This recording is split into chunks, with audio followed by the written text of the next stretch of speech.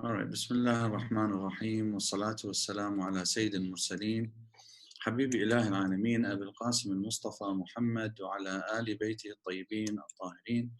الذين أذهب الله عنهم الرجس وطهرهم تطهيرا. صلوات. اللهم صل على محمد وعلى وآل محمد. واللعنة الدائمة الأبدية على أعدائهم من الآن إلى قيام يوم الدين. رب اشرح لي صدري ويسر لي أمري واحلل عقدة من لساني يفقه قولي. ربي أرني الحق حقا فأتبعه والباطل باطلا فأجتنبه ولا تجعله متشابها علي فأتبع هواي بغير علم. اللهم صل على محمد وآل محمد.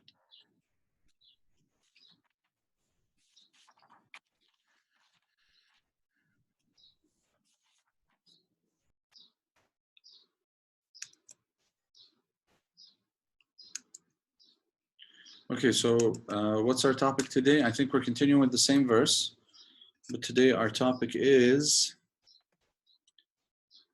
We don't marry them. We don't marry them. Okay, so I think did we complete verse number 12 yesterday? I don't think we did, right? I thought we completed it, but maybe we didn't. I don't know if there was a few things that maybe you left out. Yeah, there's a couple of things. Yeah, there's a couple of things we'll finish up with, and then basically, well, one topic just kind of flows into the other. So, from he said, she said to we don't marry them. Surprise, surprise that's going to happen, right? So that in itself, that title is has a bit of namima in it and ghiba, doesn't it? Isn't that interesting? Definitely. Before we continue, I just wanted to clear up one thing that I was thinking about last night. Brother Anwar, how are you? Very well. How are you? All right, I didn't see you. I had the screen on something else. Okay, it's okay. Well, yeah, go ahead, clear it up. In terms of nicknames, so if I have someone like you said, Ali al-Amana, so the Ali, the trustworthy one. So is that like not allowed to nickname someone even though it may be a good nickname? Like say you have like 5 Alis in the same friend group. Would I just use the last name? And if it's, if I'm using a good nickname, is that okay? No, using a good nickname is fine. The problem is when we say tanabuz and talamuz, here, Assalamu alaikum, Brother Ali Jum'ah. We're talking about the use of bad nicknames, right? So, for example, and I gave the examples of, like, let me give you an example. Yesterday we spoke about one of our ulama. He was known as al-faqih. We have another, for example, alim, scholar, very well known, who was known by the name of, he was given the nickname Bahr al-Ulum because he was very knowledgeable. He was like an ocean of knowledge. Al-Faqih was known as Al-Faqih because he was a well-known jurist. He was good at what he did. We have another alim by the last name. It's not his actual last name. It's a nickname they gave him and it became the title of the family, Al-Hujjah, because he was a proof upon people. We have many such examples, right? For example, Ayatollah Wahid al-Khurasani. He's known as Al-Wahid, and before him Al-Wahid al-Bahbahani, he was known as Al-Wahid, not because his name was actually Al-Wahid. It was a nickname that he was given to say that, this is, he was one of the unique ones of his time, in his knowledge. So giving a good nickname is good, but when you use a nickname that has a negative connotation, that's what's unacceptable to Allah subhanahu wa ta'ala. We find, for example, our imams, they have nicknames. Prophet Muhammad gave them nicknames. Allah gave them nicknames. Al-Baqir, Al-Sajjad, Zayn al-Abidin, right? Al-Kadhim, right? All of our imams, they have nicknames, but they're all really good nicknames. They're not nicknames that make fun. They don't have any negative connotation, okay? So saying something like Crooked Hillary, for example, or Sleepy Joe Biden or something like that, that would be unacceptable, right? Because, this is all negative. It doesn't show any respect. It doesn't dignify the person, right? Yes, that clears it up. Thank you, Sheikh. Thank you. Right. So what nickname do you want us to call you by? Anwar is fine, Sheikh. Yeah, like for example, in Dearborn, what I find very common, not just in Dearborn, actually in quite a few cities, uh, um, you know, where I find that, especially in Canada and the US, I find this more common, where you know, I don't know, like let's say they played basketball when they were kids or something. Let me give you an example. There's this one brother, God bless his soul. He has a beautiful name, Arabic name. I don't want to mention his name because I don't want it to be riba, but they call him Peanut. Why? Because when he was a kid, he was as big as a peanut. This guy now is like 30 years old. They still call him Peanut. Right? Yes, that relates exactly to the scenario. What the reason I asked that question is I give a nickname to one of my friends, Yeah. and it's like very similar to the peanut nickname, but Yeah, I that's just wanted not to make good. sure that was okay. That's all. But he doesn't get offended or anything. It's like since he was young, people have been calling him that. So thank you. Yeah, that's not good. That's not good because because of the, actually you have to work hard now to change that, you know, to market a new nickname for him that's a good nickname if you want to give him a nickname, because you need people to move away from these nicknames that are kind of belittling to people, right? And he might think it's okay, but in reality it's not okay just because he's okay with it. Like, let me give you an example. There's this one brother that I know. when they when they introduced me to him, you know, they they actually called him Hassouni. Okay, so I was surprised, like, who names their son Hassouni? Like, that's like when they're a kid, a baby, you know, young, still adolescent, maybe they might call him Hassouni, right? Turns out this guy's name is Hassanain, right? Hassanain. I mean, he literally has two of the most beautiful names in one, Al-Hasan wal-Hussein, okay? And everybody calls him Hassouni. And he introduces himself as Hassouni, right? And when I want to like talk to him and refer to him, he's like, Sheikhna, it's Hassouni. No, it's Hassanain. So I refuse to call him Hassouni because he's a grown man, he has a baby, you know, he has a wife, he has a business, right? I'm gonna call a guy, you know, shawarib and a beautiful beard and a beautiful baby and a family, call him Hassouni. You know, imagine, for example, his daughter grows up, right? And this guy is still known as Hassouni in front of everybody, and she hears everybody calling her dad Hassouni. That's like demoralizing for the child. It's demoralizing, right? No, we need to like get away from that and make sure that if we use good nicknames,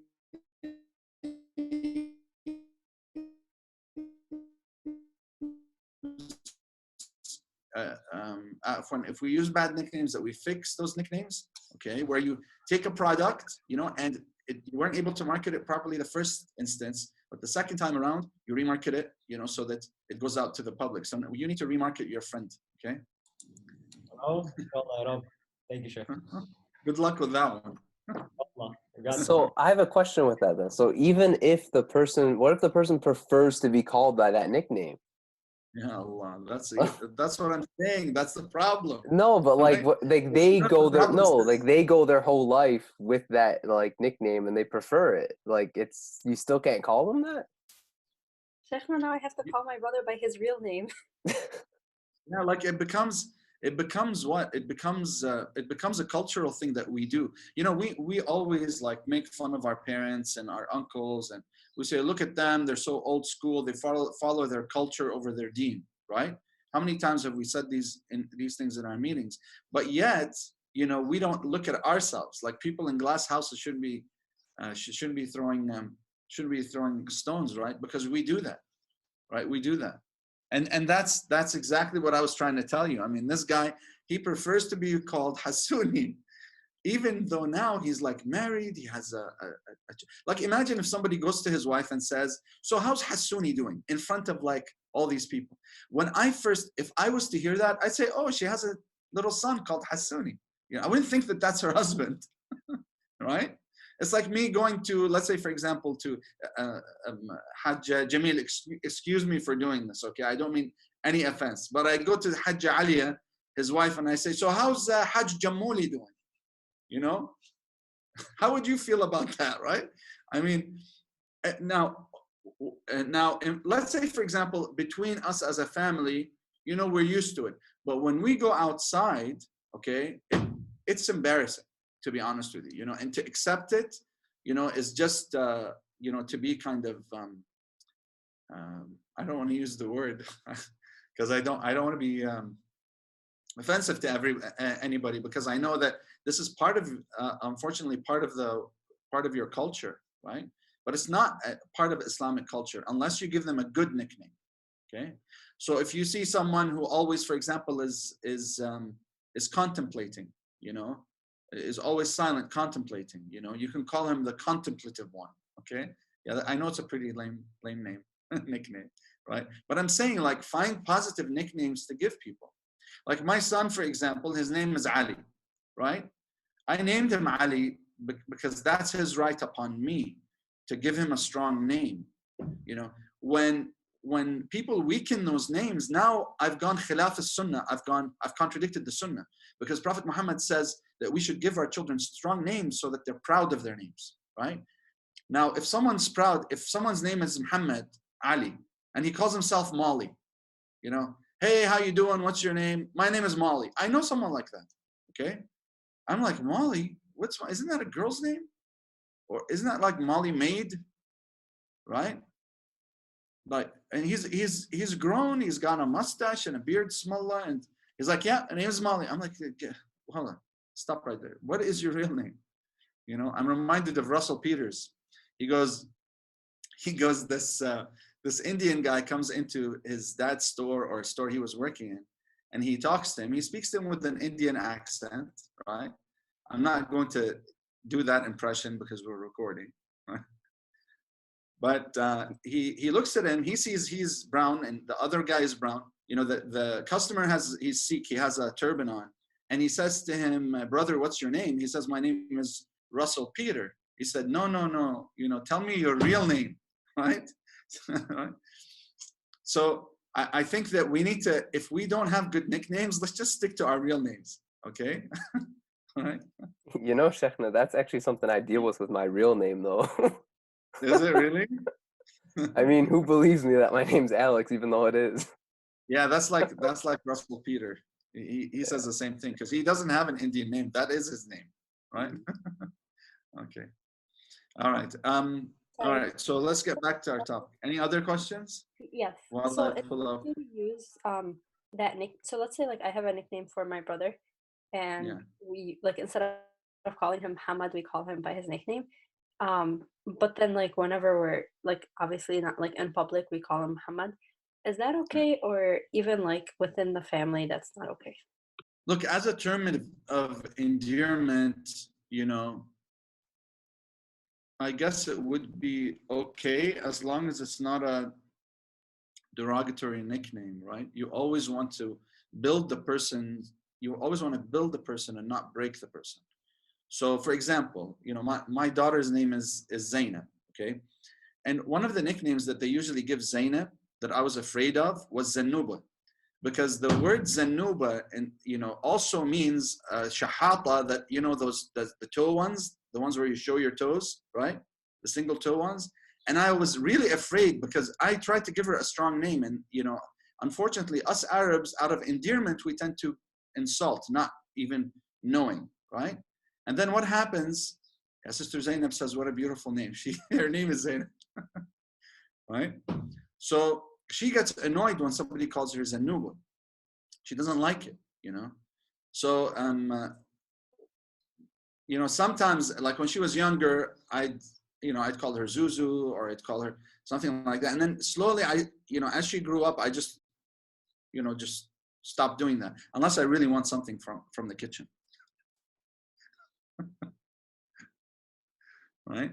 And so right now, for example, we have our youngest daughter. Her name is Khadija. Right? And one of the biggest kind of pet peeves that I have is you know, when they call her Juja, because in Farsi, Juja means chicken. Okay, so in Farsi, meaning in Persian, Juja means chicken. You know, so I don't want her to be a chicken. I want her to be as brave as Khadija alayhi salam. Right? You know, Salamullah ala Sayyidah Khadija. You know, we're commemorating her passing. So inshallah, we dedicate this session to Sayyidah Khadija alayhi salam. All right, let's get back into it, inshallah. So now we understand that we need to use, positive nicknames if we're going to use nicknames, and make sure that they build, that they don't break a person, right? And make sure they're okay with it. And most people, they'll say to you, "Oh, I'm okay with it," but deep down inside, they might not be okay with it. And then you have someone on the other hand, like I said, they might be totally okay with it, but you thinking about it, it's not okay, right? So you need to remark it, fix that issue. Okay. All right. Allah subhanahu wa ta'ala says in the Holy Qur'an, "Ya ayyuha alladhina amanu ijtanibu kathiran min adh-dhann inna ba'da adh-dhanni ithm wa la tajassasu wa la yaghtab ba'dukum ba'dha ayuhibbu ahadukum an ya'kula lahma akhihi maytan fakarihtumuh wattaqullaha inna Allaha tawwabun rahim." So we covered this verse yesterday. I think there was something that was important for us to cover here. I wanted to just mention here a couple of things. Did I leave you with a question yesterday, by the way, or no?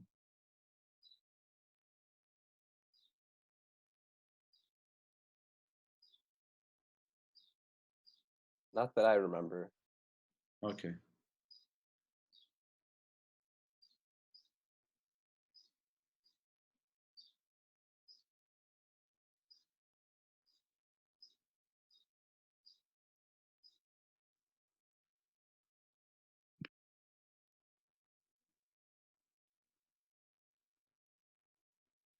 So what I'm looking at here is I'm looking at our Sunni brothers and what they say about why this verse was revealed.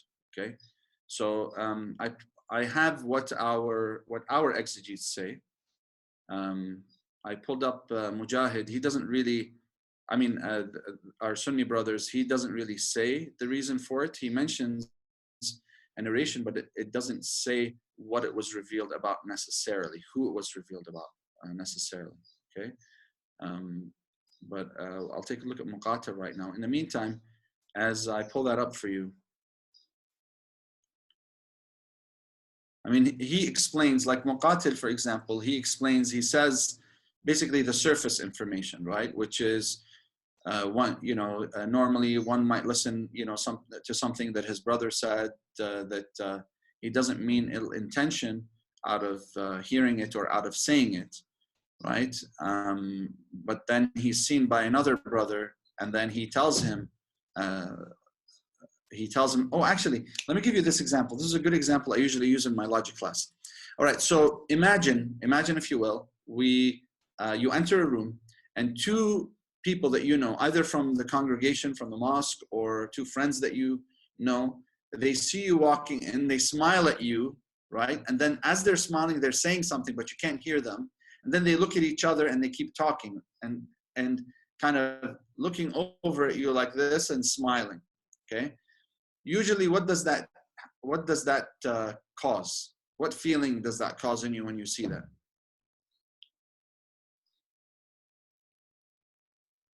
Does that make you uncomfortable? Alia says discomfort. Yeah, discomfort. Discomfort, yeah. Sister Fatma says paranoia. So why does everybody agree? Anxiousness, Sister Zainab says, being uncomfortable. Okay, so why does the question is, why does that happen to us? Why don't we feel comfortable? Why is that? What are we thinking? What usually comes to our mind? That those people are talking about you. Okay, good. They're talking about you. So we're assuming that they're saying good things or bad things? Bad things. Okay, but okay, Sister Tala also says bad. So why is it that we prejudge right away, even though we didn't hear what they said? Why do we prejudge right away thinking that they said something bad about us? Isn't there just as equal a possibility, on the other hand, that they might be saying something good? There is, but usually I feel like then if somebody was wanting to say something good about you, they would tell you, whereas people are more likely to speak behind your back when it comes to negative things. But how do you know they're negative? Again, you didn't hear them. Why be presumptuous and jump to the negative as opposed to jumping to the positive? Well, if they wanted to say something good, wouldn't they call you over and say, hey, let's talk? And then they say the good thing about you and your presence? But Hajj Jamil, what if they were expecting you to walk over? Oh, yeah, that's a good idea. Right? Like, why didn't we think of that?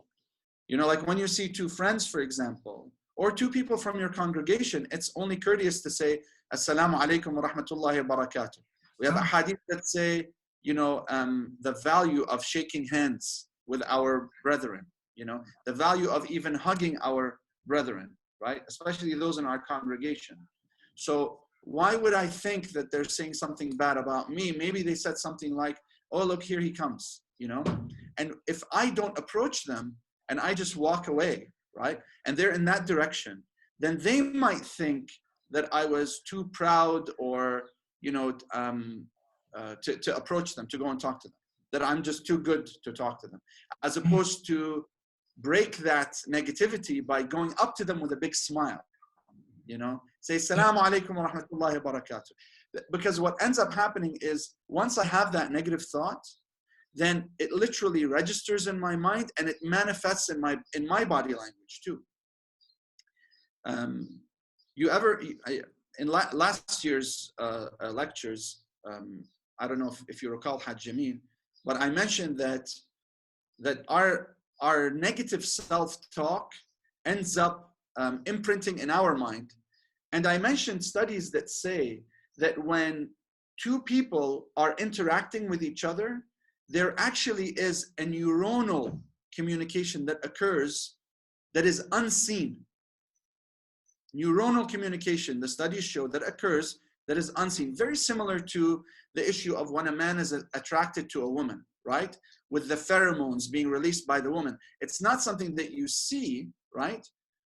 And you don't know why the man is attracted, but there is that attraction because of those chemicals that are being released, right? So imagine if you have negative thoughts, your body produces negative hormones called endorphins. Automatically, that reflects not only in your body language, but chemically speaking, that occurs. And neuronally speaking, according to the studies, there's a transfer of information that occurs, whether you know it or not. You remember those lectures? I do remember. Yeah. So then. And it works vice versa too, in the good way too. Yeah, exactly. In the good way it works. So if I have negative assumptions, it could be that, they were smiling genuinely, right? Or they smiled and then they're like, oh, you know what? There was this other thing we need to talk about, right? And then they looked serious all of a sudden. But you assume the reason why they looked serious is because they're saying something bad. But if you look at the body language of someone who's trying to be serious versus someone who looks mad, it's usually very similar, right? Am I right? Right? And yet what we do is we assume that body language means something that it doesn't. Correct? And it's this assumption that is extremely dangerous. And this is why this verse talks about a dhann. It says, Inna ba'da dhanni ithm. Because two people can be brothers, right? And I see this all the time. I see, for example, let's say, and you can see this everywhere, by the way, not just in the West, not just in the East, but even among scholars, even among students in the hawza, you see this, right? It can happen, for example, when a teacher talks to their student, okay? And that student doesn't understand that the teacher is trying to be sincere in telling them something, and they make assumptions. Oh, I know he said this, but he was probably thinking this, and that's why he said that, And then you come back home, you could have taken this as positive and constructive criticism. Instead, because of your outlook, because of how you see things, right? What ended up happening is you took it in the negative sense as opposed to taking it in the positive sense. How many times have we read a message, okay, that comes to us on our phones or through our social media, okay? And we are reactive. We're quick to react based on an assumption that that person meant a certain thing.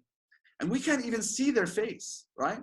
They didn't even send an emoji, Or you say, oh, but they capitalized. You know, they capitalized and they put an exclamation point, right? Am I right or no? So this, yeah, all right. And we assume. So the assumption is extremely dangerous, right? And that's why you find people like, for example, Stephen Covey, they say, seek to understand before being understood. That's why you find the Prophet ﷺ in his debate with the 5 groups at the beginning of the revelation, you know, he tells them, do you want me to just believe blindly in what you believe in, or do you want me to know and understand what you believe in and then make my own decision, right? And they said, no, of course, we want you to learn and know, okay? So seeking to understand before being understood has to be a mantra in my mind. And that mantra comes from, you know, that exaltation that I do, that when I'm always remembering Allah subhanahu wa ta'ala, I hold myself to a divine standard. And that divine standard is that Allah gives everybody opportunity. And Allah is the most positive. Allah is not negative. So why do I look at things with a negative outlook? If my goal is to be a worshiper of Allah, then I have to be an optimist. And we have verses, if you look at Surah Al-Balad, you know, which I covered last year, okay? And I spoke about pessimism and optimism, that Allah describes Ashab al-Maymana as those who are optimistic. Those who are optimistic are الَّذِينَ آمَنُوا, those who believe. While Ashab al-Mash'ama, Allah describes them as وَالَّذِينَ كَفَرُوا هُمْ أَصْحَابُ الْمَشْأَمَةِ. Those who disbelieve are the pessimists, right? Why? Because a pessimist doesn't choose to look at and remember Allah's mercy. So if I look at my friends with the eye of mercy, then what happens is I'm not going to think about them in any other light other than positivity. Because I'll think, what? My friends only want what I want for them, and I want mercy for them, so they want mercy for me. So let me go see what they're talking about, you know? Let's see, you know, I know that they love bringing happiness to the heart of a believer. So let me go and talk to them and be cordial, right? And say, hey, what are you guys talking about? Right? And smile. Now, even if that person was speaking negatively, when you approach them in a positive manner, all of a sudden they feel embarrassed and humbled. Right, Brother Anwar? Am I right or no? Like, imagine you're doing something bad to someone and then they come and they do something great for you, right? When that happens, how low does a person feel, right? How low does a person feel? You just feel like you could just melt in your own clothes, in your own shoes. You just wish you could disappear, all right? How many times have we received emails or received messages on the phone? We were hasty. خُلِقَ الْإِنسَانُ مِنْ عَجَلٍ, right? Allah says man was created from hastiness. You know, Allah says just wait a little. You know, He says just wait a little, and you'll see exactly like those men from Bani Tamim that came to see the Prophet, right? They probably had specific presumptions, certain assumptions that the Prophet wouldn't come out or he wouldn't give them the light of day. But Allah says, وَلَوْ أَنَّهُمْ صَبَرُوا, right? If they had just been patient. So that means then when I receive a message, when I see someone, what do I have to do? I have to be patient. Why? Because I need to understand. I have to seek to understand first. So even psychologists in modern times, what do they tell you? They say, if you receive an email, even if it makes you angry, or you hear someone who makes a comment and it makes you angry, don't respond right away. Right? Isn't that what they say? Why do they say that? You've got the count to 10 rule, right? Count to 10. I heard one psychologist say, imagine you're squeezing an orange, right? Right? It takes at least 10 seconds to squeeze an orange, I guess, right? Why is it that you need to be patient? What does patience do? Which is very hard to do, by the way, because we are, in many cases, we tend to be reactive. Like I said, even Allah says that. You wanna think about what you're gonna say. So, you know, you wanna outweigh the pros and the cons and make sure that you're respectful and not do anything, not acting out of emotion. Anybody else? Sometimes your first reaction is just like very reactive instead of looking at the situation. Like fully and like actually thinking about it. You just kind Mhm. of react to what you think that person said. Mhm. So it's not like the appropriate reaction that you should have. Yeah, yeah, that's true. You can misread the situation. Right? Sister Amanda says, Sister Zainab Abu Ta'am says, facial expressions, it's really true. We tend to create scenarios in our mind. Sister Amanda says, cortisol is produced in the body as a reaction to stress and negativity. Oh, I mentioned that last year. That's right.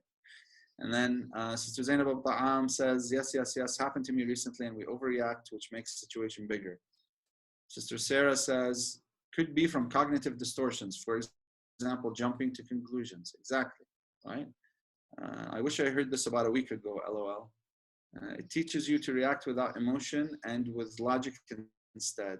So that's Sister Amanda. And Sister Zainab says, patience is a virtue, as they say.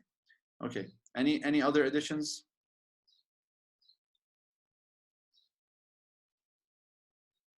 No? Let's see, who do we have? Let me pick on someone. So, Assalamu alaikum, Sister Hadil, Sister Batul, Sister Fatma, Sister Aya. I have another Sister Fatma, Sister Zainab, Sister Batul, another Sister Fatma, mashallah, Brother Muhammad. Who else do we have? Let's see, Brother Ahmed, Sayyid Ahmed, Sister Ala, Sister Hela, Brother Ja'far, Sister Aya, Brother Hassan, Sister Nagam, and Brother Rami, of course. Everybody's doing well, inshallah. Yalla, we want some input from you guys too. Right? Sorry, I came in late. I just wanted to know what the question was. We won't hold it against you. We won't think bad thoughts. No negativity here. Oh, yeah, this is a no judgment zone. I read the room right now. The no judgment zone. No, we were talking about let's say, for example, the scenario of someone walking into a room. Let's say you walk into a room, and let's say, I don't know, you're at the jama or at work, or you're walking into your friend's house or something like that, and two of your friends are a little further away from you. You can't really make out what they're saying. They look at you and they smile, and then as they're smiling, all of a sudden they start talking to each other and not looking at you anymore, right? And then they smile again, or they laugh. So we were saying, like, what happens to you when that happens? Like, what do you think? Like, what comes to mind? I've had this happen to me many times, I immediately want to know what they're talking about. I feel like by them looking at me and talking and laughing, I feel like, something's up. Like probably they heard something about me that like I didn't want them to hear or something. I don't know. Just a lot of thoughts will be running through my mind. I like how you said that. I have a feeling they heard something about me that I didn't want them to hear. Like it was something that actually happened, but you didn't want them to hear about. Not everyone's perfect, Sheikh. No? No, I know no one's perfect, but that was a really good comment. That shows how truthful with yourself you are. Like you almost didn't assume something bad about them. You assume that you did something bad and they heard about it, right? And you're going to make sure that you kind of finesse the situation, right? Right? So that's what we were talking about, like, why jump to a negative conclusion? Why is it that we do that? When it's just as equally, we can jump to the positive conclusion and give them 70 excuses for what they're doing, and most of them should be positive. Right? Maybe they're saying something good about me, not necessarily something bad. Maybe they remembered an incident. Maybe they weren't even talking about me. It was funny. They saw me walk in, they acknowledged me, and then all of a sudden they remembered a serious thought, and they were like, and they looked serious. And looking serious, like when we're thinking and contemplating, we look serious, right? So when we're remembering something, and we do this, we look serious, right? Yeah. So. Sheikh Ali, how are you? تقبل الله أعمالك. Do you have anything to add?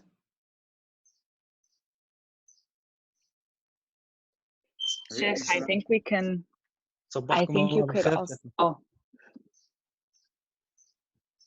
I think you could also add that, like, let's say, for instance, you're speaking in Arabic in front of people who don't understand Arabic, I think it's also on the other person's part as well to try to understand the way that you would take things. So, for instance, like I don't like speaking Arabic in front of English speakers because, of course, they're going to think that I'm speaking about them unless they give me the benefit of the doubt. But it's most likely that they're going to think the other way around. Yeah, so that's a good point. So there's 2 points really that you made. One point is that, you know, you take on the responsibility of making sure that others don't think negatively, right? So you take that responsibility on yourself, number one. Exactly. And number two, preventing them from falling into, let's say, haram or bad thoughts, or conjecture or speculation. And that's number one. Number two, that you yourself are trying to be respectful on your end, right? And that's something that's really good to do, to be respectful of others and to be mindful that the action that I do could cause someone to fall into haram. And that's really having a heightened sense of social responsibility, as we said in our past discussions, right? Which is what Islam wants of us when the Prophet says, Rahimallahu man jabba al-ghibata an nafsih. That is, may Allah have mercy upon a person who has the sense to and the sense of responsibility to prevent others from doing ghibah against him. So that means we shouldn't do things that cause people to fall into ghibah, right? The issue here though becomes, you know, basically what we're saying is we shouldn't do things that cause, it's our responsibility to do things that prevent people from falling into speculation, right? So that includes being in irreputable situations or places or locations, right? Being in shady areas or places, right? Talking to shady people, you know. In Islam, the reputation of the Muslim is extremely important, right? It's not just a cultural thing, by the way. Many of us think, oh, it's just a cultural thing. No, it really has to do with a sense of social responsibility. That since I deem you worthy because Allah created you and He deemed you worthy of existing, then I am to give you the same value, right, that Allah gives you. And so I'm going to prevent you from falling into haram. Many of us, we look at that in terms of amr bil ma'ruf and nahy al munkar by actively doing it. But this is a passive method, you know, that many people think it's a passive method of doing things, because you're not directly saying, hey, listen, dear brother, or hey, dear sister, you shouldn't be doing this. Or, you know, you figure out a way of, let's say, convincing them that they shouldn't do it in a nice way, in a gentle manner, right? But this doesn't even require any talk. This is a decision that I do on my part. Let me give you an example. So let's say, for example, there's a guy, okay, and this guy is smallah, you know, he's got serious guns, you know, I'm talking about his biceps, right? And he's got a serious body, and miskeen, he has a dilemma. Whatever shirt he wears is always too tight for him, right? Okay, so when he goes out, right, he doesn't think twice. He's like, whatever he's got, he slaps on, and it just tends to be, all of his clothes tend to be a little too tight for him, you know? So he goes out and everybody's like, Smallah, man, look at your muscles, they're so big, right? But then others are looking at him and saying, hey, what is wrong with this guy? Why does he wear clothes like this, right? Okay, we get it, you have muscles, you know, yani you have to like display them to the world, right? Right, Hajj Jameel? You and I know what we're talking about, right? Because sometimes we're caught in that situation. Of course, Sheikh. Of course. So what have I done here? I've caused a certain population, a number of the population who see me to think ill of me, right? But I've also caused another portion of the population, maybe from the other gender, right? Who maybe didn't cast their gaze, okay? And what ended up happening was they started thinking of this young man as smallah, you know? Hajj Jameel, what'd you say? This is all too familiar territory for Hajj Jameel before he got married, of course. Right? So you know, the guy at the end of the road caused a sister, la samahallah, you know, to be beguiled by his, you know, handsomeness and his musculature, right? And because she didn't cast her gaze. Okay. So was it his responsibility? Was it his responsibility? Sister Amanda is nodding, yes. Yes, I would say Right? so. Okay. Who else? Both Was it of his the responsibility? responsibilities. Sister Marwa?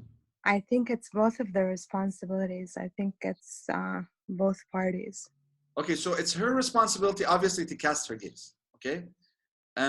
But the guy himself, who has the primary responsibility is what I want to say. Okay? So if, let's say, for example, I am aware. I'm aware because some guys aren't aware. Okay? I mean, when I talk to them, they tell me this, like, oh, I wasn't aware. Okay? But other guys, no, they're aware of what they're doing. I remember talking to one brother, and I remember he said to me, you know, I used to go to the retreats, and on purpose, you know, I'd like literally wear my cutoff shirt, you know, and I'd, what do you call it, break wood with the axe, you know, right in front of the cabin for the girls. You know, he literally said that to me. So I said to him, why would you do that? He said, Wallah, Shaykhna, I don't know. Jahiliyyah, Wallah Jahiliyyah. He said, Wallah Jahiliyyah. If you see him today, of course, he's a very humble guy. You know, he's very pious. He goes, I didn't have, I can't tell you, I really had religion or tawheed. You know, I prayed, I fasted, but I didn't really have tawheed in my life. So I didn't understand, you know, really the gravity of what I was doing. And he told me Hajj Najah would always come to him and give him a sweater to wear. You know? So Hajj Najah being like the mother of Dearborn, so to speak. So I think that then primary responsibility is if a person realizes, and I have to tell you, like at the end of the road, there isn't a guy that doesn't realize what they're doing. Deep down inside in the subconscious, right? You know, nobody goes out, you know, not thinking, oh, I don't have sleeves, right? So this is something that us guys, we have to think about, especially us guys that work out, you know, and, you know, we have big biceps and stuff like that.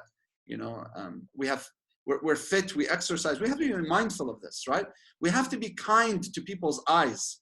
We have to be kind to them, right? And not subject them to our beauty and handsomeness, you know, so that then, la samahallah, they can't cast their gaze, you know? So if you're that handsome, mashallah, that, you know, nobody can cast their gaze, then, you know, cover up, please, shabab, you know, because then what's going to happen is you're going to cause a sister, la samahallah, to think haram thoughts, okay? Or to not cast her gaze, all right? And then maybe she might, you know, if, la samahallah, if you look at her, you know, and you might be not looking at her, looking beyond her, and or thinking contemplatively, like in those shots, you know, because everybody does that, right? In order for the biceps to show.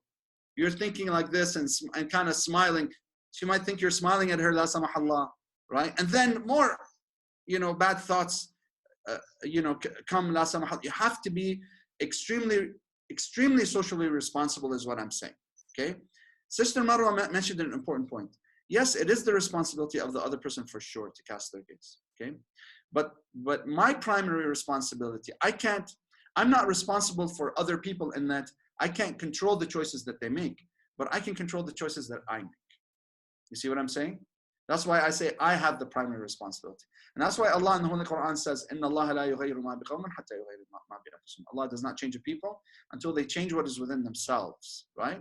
So this is extremely important to understand, because then what happens is, imagine this, I did a poll every year when I go to the retreats. I stopped doing that in the last couple of years. But when I go to the retreats, I'd pull the brothers and the sisters.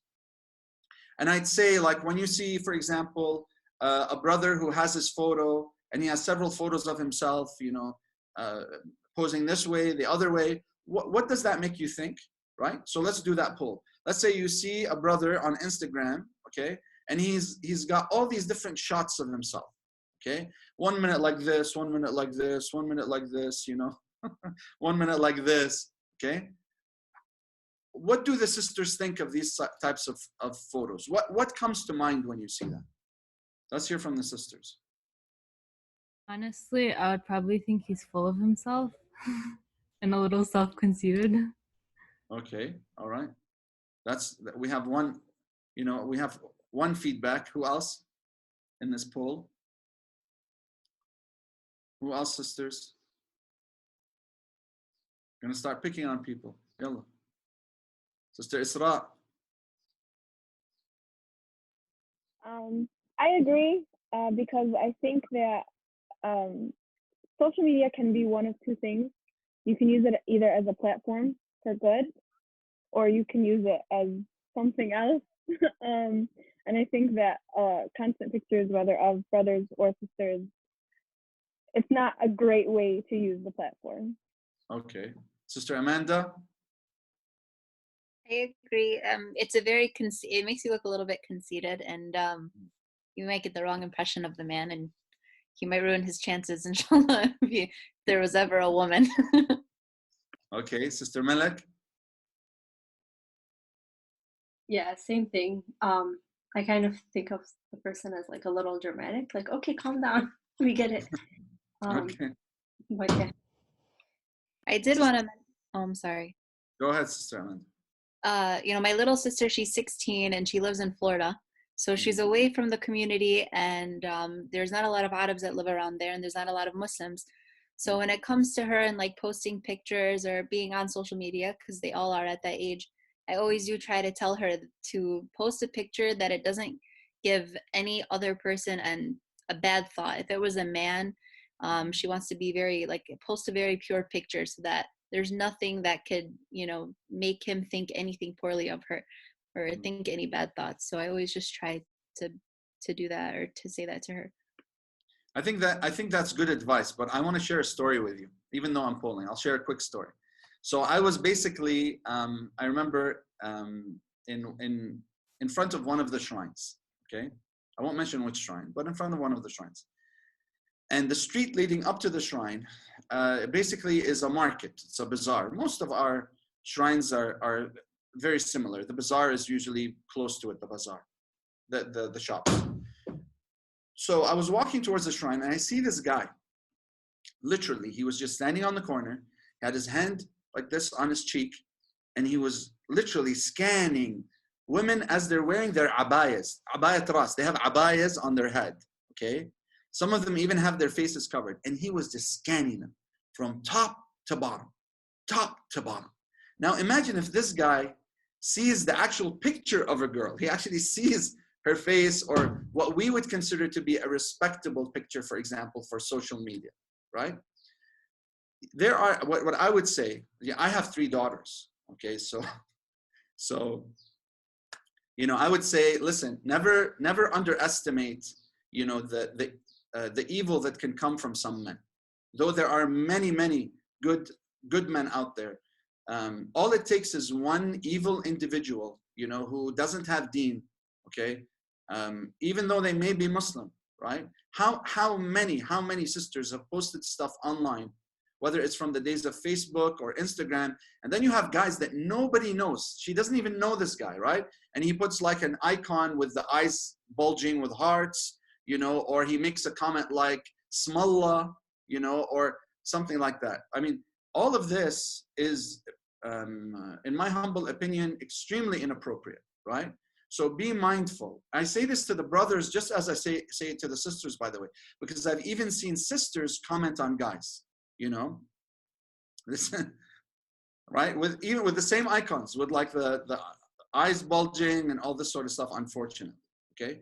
So just be mindful. Okay, we have some comments here. Sister Hadid says, I can't say the word. All right. Sister Fatma says, hold your horses, good sir.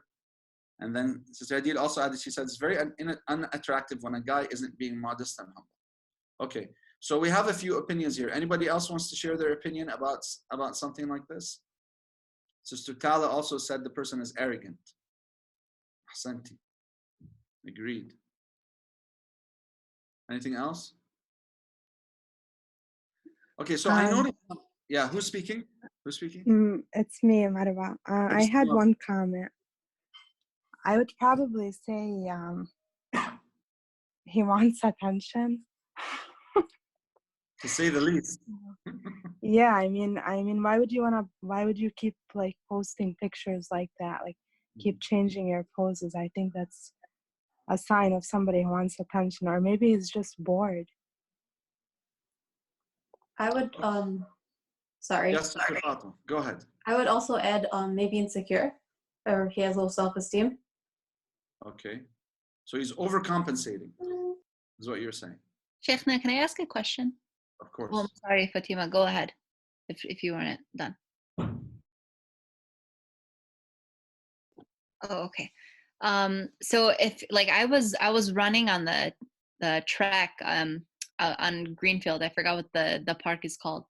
And alhamdulillah, I mean, I wore modest clothing and I'm running, and I tried going every single day for like a week straight. And this man just kept looking. He was an older man.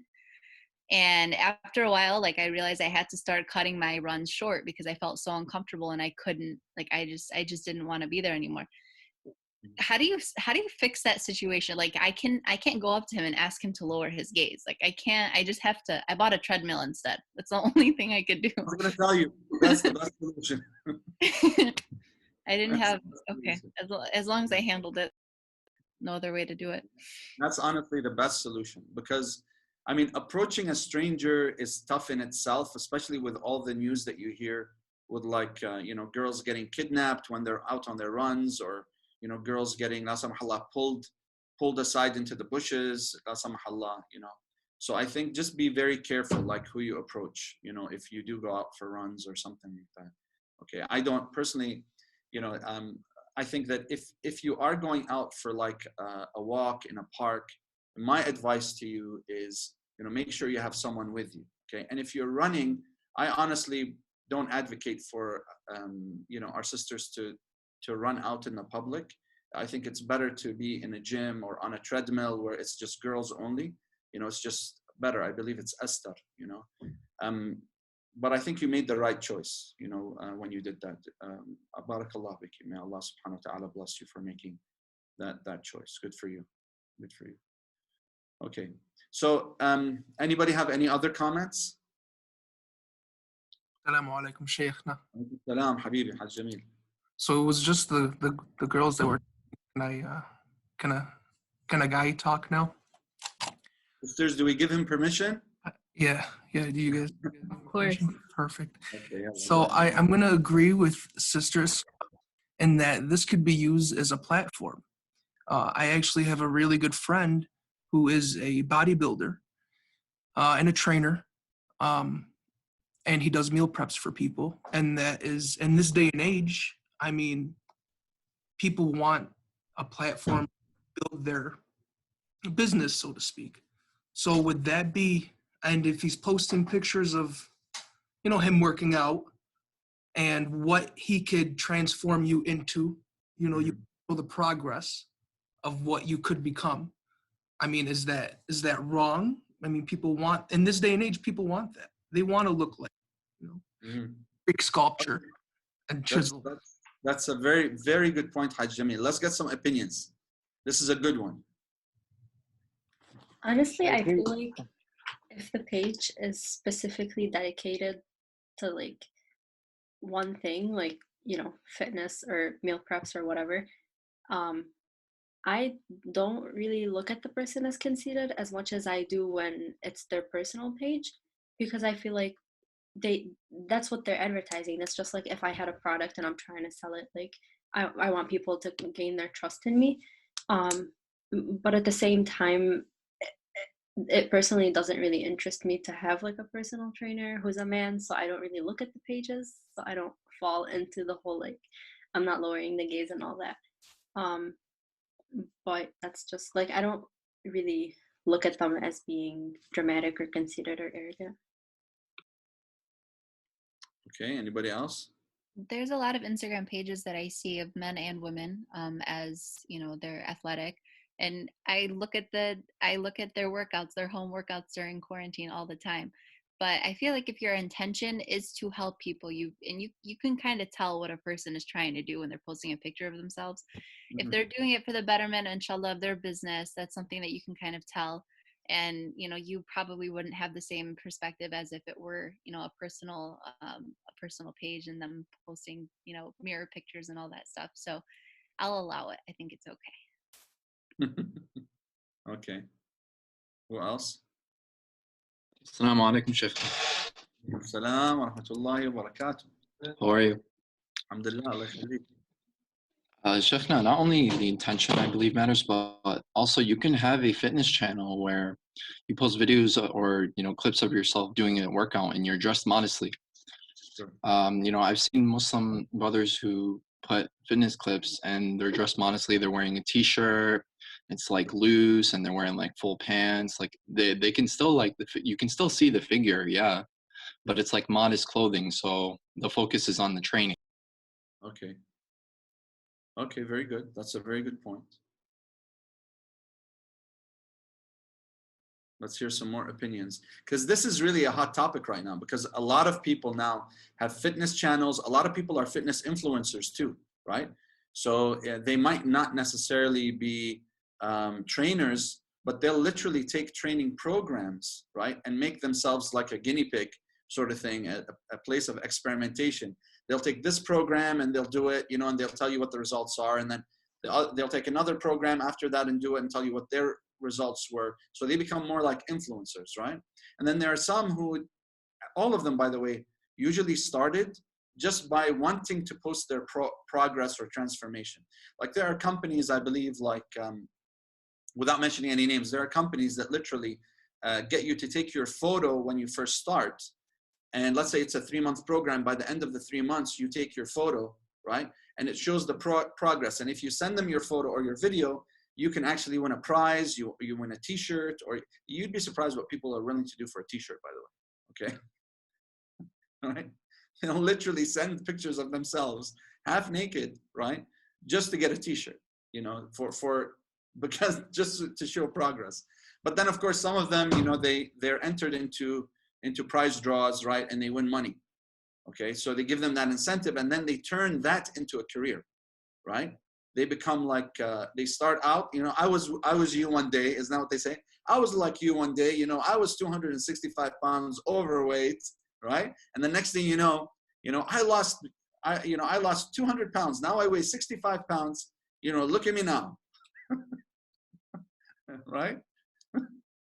So this is a business, right? It's gotten a lot of people, I guess, out of the rat race, out of the office, and they've made careers out of it now, right? So, Sheikh, I have a question.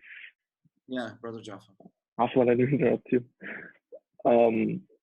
What about like those fitness competitions?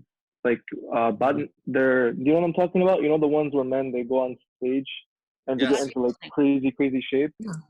What about those kinds of things? Is that haram if a man wants to like participate in such competitions? It depends. It depends. Those contests are of two types. There's the serious bodybuilding ones, and then there's the ones where it's just they're called fitness competitions. There's bodybuilding and fitness. Fitness, you're not required to wear that bikini brief, okay? But in fitness, you just wear basically like what do you call it? Swimming shorts or Bermudas, whatever.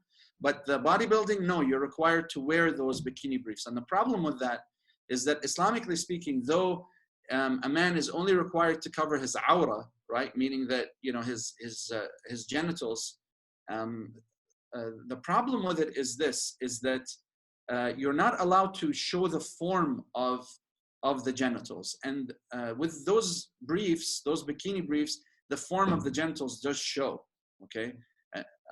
So in that case, that would be problematic, okay?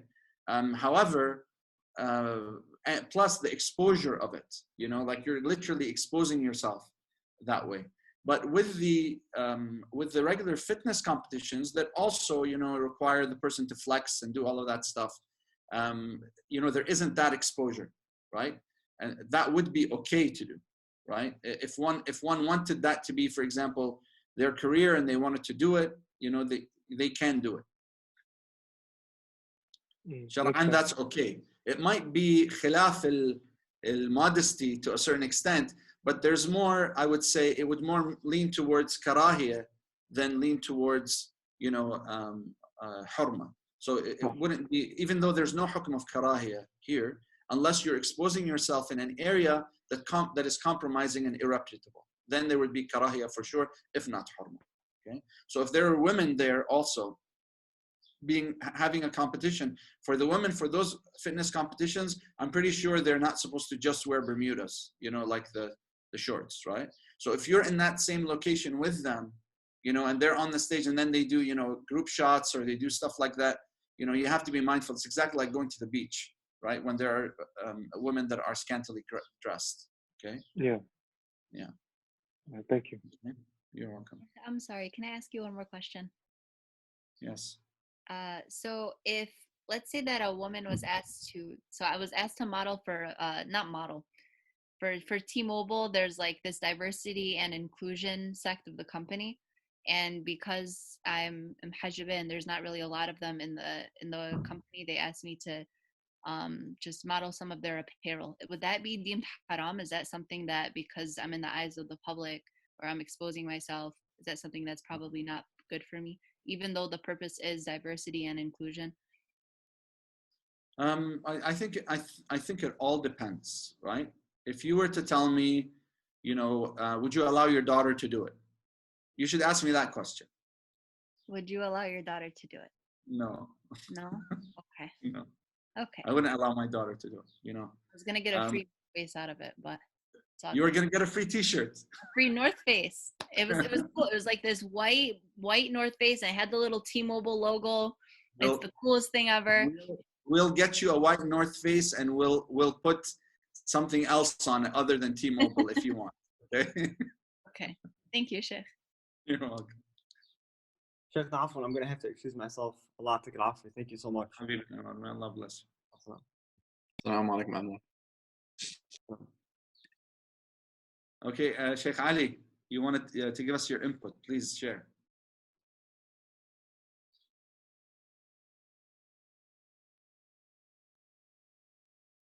Sister Malik says she'll add the UNI logo. Sister Zainab Abu Ta'am says she'll get it for you.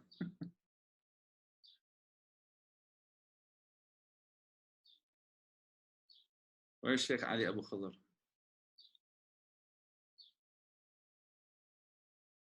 Oh, I thought he was asking me if he want, because he wanted to, I guess he wanted to leave. Okay. All right. So here then, talking about the whole issue of dhann in the first place, right? And moving forward with this topic, that if I do have dhann, you know, how can I resolve this issue?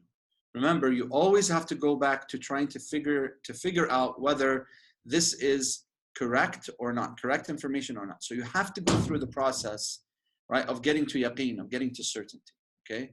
So if I see someone doing something that's wrong, I may not be able to control them, but I know I can control myself. So if I see wrong, right, then I can make the assessment whether I should do amr bil ma'ruf or nahi anil munkar, right? And then if I can't, right, then I have to reject it with my heart, and then I have to, you know, get up and move away and show them that, you know, I'm displeased. But if I walk into, for example, a situation where two people are talking and it looks like maybe they're talking about me, then I should do exactly what Brother Muhammad would do. And that's, you know, storm them and say, hey, what's up, Shabab? You know, what's going on, right? What are we talking about? I hope it's not about me. It better be good things. I know you guys only say good things about me, right? And make them laugh, right? Introduce positivity. This is really important, right? Now, that's going to, when you do that once, twice, 3 times, 4 times, even if they were talking about themselves, talking about you, the end of the road, they'll probably stop doing it because they'll feel embarrassed because you're so nice to them, okay? And you did something positive because you thought positively of them. The same thing applies, I would say, to someone, you know, who, let's say, for example, anyway, we talked about this yesterday, you know, about posting pictures and doing stuff like that. So I don't want to beat it over the head, you know, more than we need to. So what I do want to move on to is, so what I do want to move on to is the whole issue that really comes out of having the ghiba and the namima and all that sort of stuff. I wanted to talk a little today about where it comes from, why we do it, why we fall into the dhann itself, and how it can become dangerous for us, right, to partake in, okay? And why is it that we take the negative and not take the positive end of it, all right? So the next verse, in verse 13, Allah subhanahu wa ta'ala says it beautifully. He says, يا أيها الناس إنا خلقناكم من ذكر وأنثى. O people, we created you from male and female. وجعلناكم شعوبا وقبائل, and we made you tribes and nations. لتعارفوا, so that you may get to know each other. And then Allah gives us the standard. The standard isn't, whether this person is white or whether he's black or whether he's from Tibnin or whether he's from, Bint Jbel or whether he's from Nasriya or whether he's from Karbala, or Basra. The standard is quite simple with Allah, right? It's very, very simple. All it is your relationship with Allah. If we look at taqwa as my relationship with Allah, okay, Allah says, listen, I'm going to judge you based on your relationship with me. The stronger your relationship, the stronger your taqwa. The weaker your relationship with me, the weaker your taqwa, right? It's basically that simple. So if I have a strong relationship, then that's taqwa. If I have a weak relationship, then that's less taqwa. If I have no relationship, then that's zero taqwa. So now if I do have this taqwa, how am I going to look at people? If I do have taqwa, how am I going to look at people? You're going to be merciful to people. Why? Why? You acknowledge that Allah subhanahu wa ta'ala has mercy on us, therefore we should be merciful to others. Exactly, right? Exactly. And what about okay, so from mercy also comes tolerance, right? But I can tolerate someone doesn't necessarily mean that I like them, right? Right? So I can tolerate, someone who's not from my mosque, right? I can tolerate someone that's not from my village, right? But doesn't mean that I like them. Doesn't mean that I'll give my daughter's hand in marriage to them, right? You get what I'm getting to? I'm not insinuating anything. I'm just actually saying it. I'm blurring it out, right? So, what do I do? What if I look deep within myself and I really just look in the mirror and I ask myself, are you like that? Like if today someone from outside of my, let's say for example, someone comes to my daughter and he's a convert. Okay, I know some dads who a Christian came to their dad and asked for his daughter's hand in marriage, and this father actually said to him, he said, "Look," he said, "I'm sure you're a good young man, and I can tell because you respected me enough to come and talk to me. But my daughter's a Muslim. So if you want to marry her, you have to become a Muslim. But I don't want you to become just any Muslim, right? Because even if a Muslim wants to come to me, if he doesn't have akhlaq, as the Prophet says, right, then I would never marry my daughter to him. And I would never tell her, yes, go ahead and marry, right? I remember one parent came to me one day and said to me, Sheikhna, I wish I never let my daughter go to university. I said, why? She said, because, she's hanging out with a whole bunch of Muslims and now she wants to marry, and she was Shia. So she said, and now she wants to marry a Sunni, So I said to her, okay, is he a good young man or not? She said, I don't care. You know what they did to Sayyidah Zainab? I said, hang on a second, hold your horses, okay? He didn't do that to Sayyidah Zainab, okay? You have to find out, is he a good guy, isn't he? Does he have something against Ahlul Bayt or not, Is it realistic, that to think that marriage would be a good marriage or not?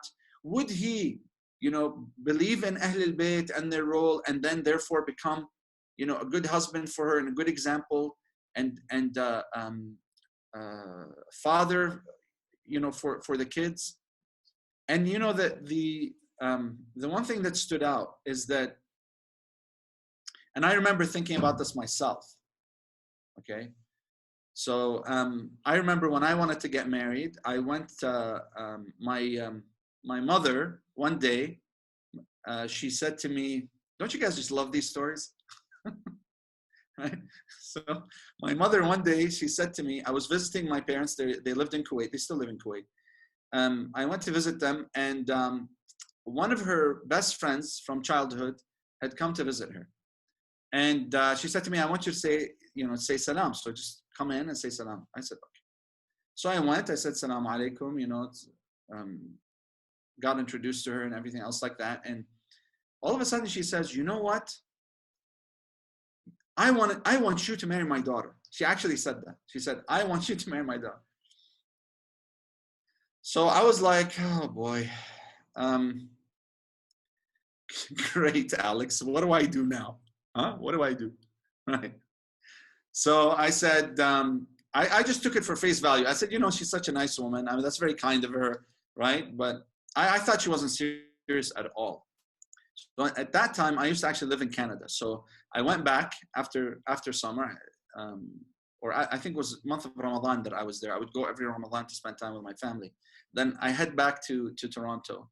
And I remember when I was there, my mom called me. She said, by the way, my friend so-and-so, remember you met her? And she said she wants you to marry her daughter. I said, yeah, and I laughed. She said, well, they live on the west coast of Canada now, right? And, she wants you to come by. And I thought to myself, okay, are you sure? She said, yes. I said, okay. Your mom tells you something, you're not going to say no. So I said, okay, I'll go. So I booked an $800 ticket, got on a flight, and went over there. They picked me up from the airport. Who picks me up? Her dad. Look at how nice a family. And he knows why I'm coming, okay? So he picks me up from the airport. And, while we're driving to the home, his son was there also, his two sons. And, we went to their home, and they literally had the basement all ready for me to stay over. It was so sweet of them. They were so nice. And, we sat and we ate and everything. Then I realized that my luggage, I had picked up the wrong bag. So we had to go back to the airport. So what happened was her father said, I'm going to go with him to the airport. We'll file a claim and then we'll come right back. So on our way, he's talking to me and stuff. And he says to me, by the way, I don't know if you know, but I'm Sunni. So for me, I was surprised because I really thought they were a Shia family. Okay. So he said, I'm Sunni. I said, okay, that's great. But I figured, he's got to be very open-minded and probably has love for Ahl al-Bayt and so on. So I knew he wasn't Nasabi, So I said, okay, great, So he said, me and my in-laws, we argue all the time, We argue about Sayyidina Umar, he said. We argue about Sayyidina Ali, karramallahu wajhah. We argue about, I said, oh, brother, they argue. Because what am I thinking? Can you tell me what I'm thinking? What do you think I would be thinking of when he was saying this to me? You're going to be arguing with them a lot. Well, that could be one possibility, right? But what's the more important possibility that's going to happen? What do you think? That your what about when I have kids? Your kids won't be full, Ahl al-Bayt, or they might be. Who knows? Who knows? But that's what I would think. That's what I would. Yeah. Think. So that's where I went, Hajj Jimmy. So I said to myself, okay, well, let's see where this goes, because I had a marriage checklist anyway. I was ready, So I had all of my questions and I was ready to sit with her and ask her all of these questions. So this was an interesting piece of insight for me. So for me, I thought, okay, great. And I just let him talk. He talked and told me about some of the arguments and told me about, said, okay, fine. So this, if I marry his daughter, he's going to be the grandfather to my children. So my kids are going to be exposed to another opinion. There's nothing wrong with that, but as long as it's not a Nasabi opinion, So I was still okay. I said, I can't judge the daughter just solely on the father, right? I mean, he seems like a really good guy, so she's got to be a good person, right? I mean, obviously he prays and he fasts, so I thought that's great, But then at the end of the road, there's this slight nuance, like deep down inside of me, I thought to myself, okay, the kids, what about the kids? That's the main thing that was on my mind. So I remember the next day, I think, they took us to the mall, and they were walking, I think, ahead of us or behind us, and we were, they let us talk to each other. First of all, on my marriage checklist, I have that she has to be a hijabi, okay? So that was like number one on my list, all right? She has to have she either has to be in her 3rd or 4th year of university or has graduated, because usually in your 3rd, 4th year, you have some direction, or graduated, which means that, she has a little more direction at least, perhaps. And I wanted her to be the type of person who has experience in life, meaning that she's gone and worked at the CVS, or, she's not like mdalla, totally.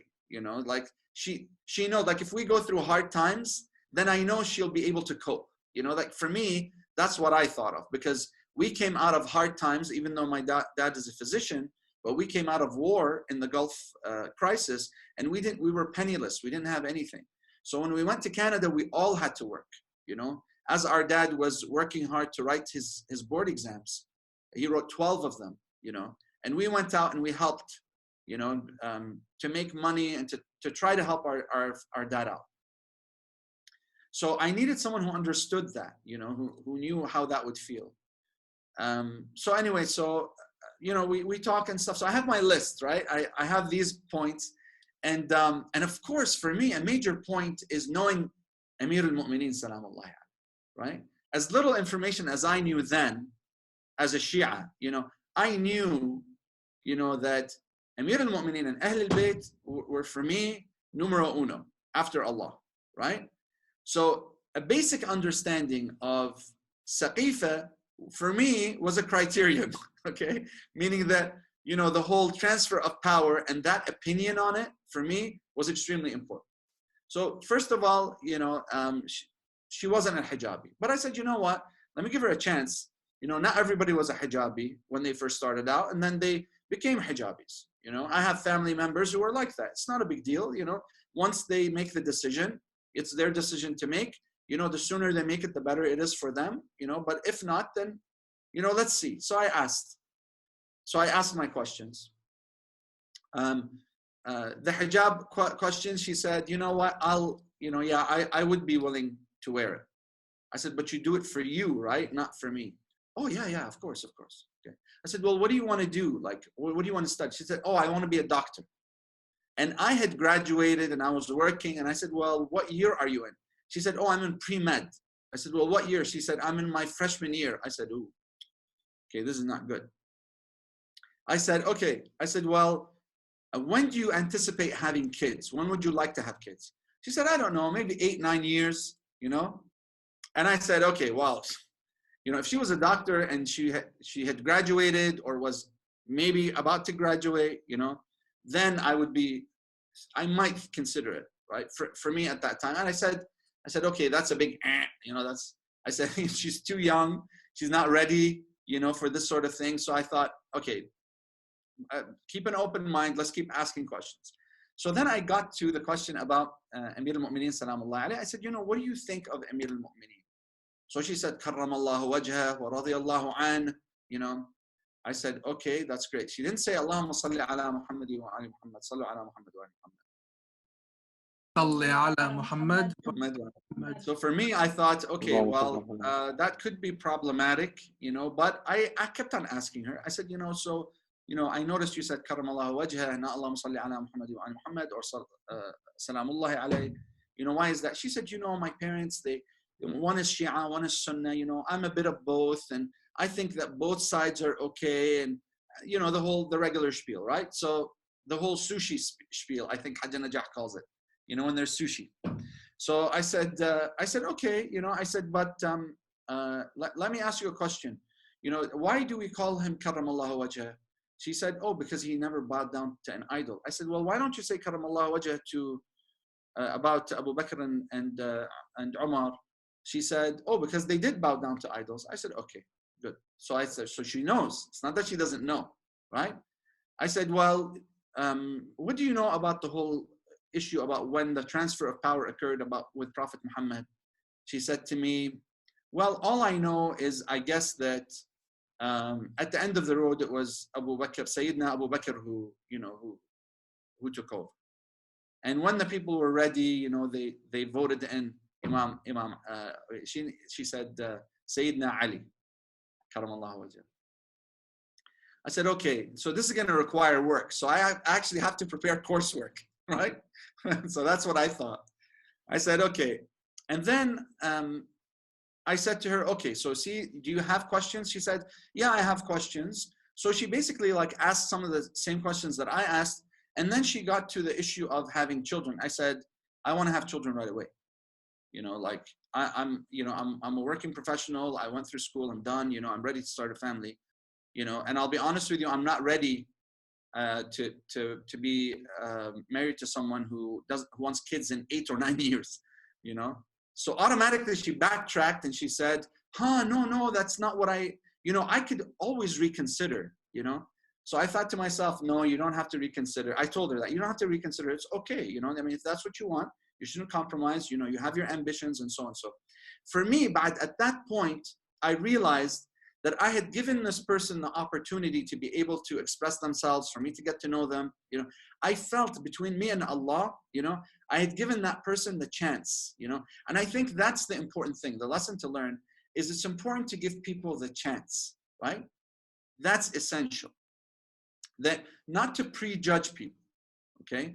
Just because, he's Italian or he's Spanish or he's, whatever else, okay? I had a family in California that came to me and said to me, we need you to talk to our son, okay? And his mom was pleading with me. She said, I'm Alwiya, and my son wants to marry a Mexican girl, okay? Shlon, they dance, they drink tequila, they do stuff like that. What do I do? How am I going to get my grandkids? They're related to the Prophet. My grandkids are going to be in their grandmother's household, and that's what they do, So I told her, well, have you sat? Did you talk to the girl? Did you sit with her and talk to her? She said, yeah, she's a nice girl and everything. And, she wants to become Muslim. And I think she actually did become Muslim because I ended up talking to her son later on. And not just that, she became Shia, right? But I thought to myself, and I told her, let me ask you this.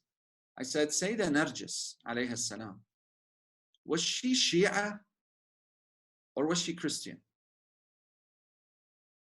She said, no, she was Christian before. I said, who was she the granddaughter of? She said, well, Caesar.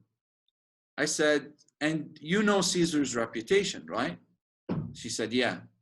I said, but Sheikhna, come on.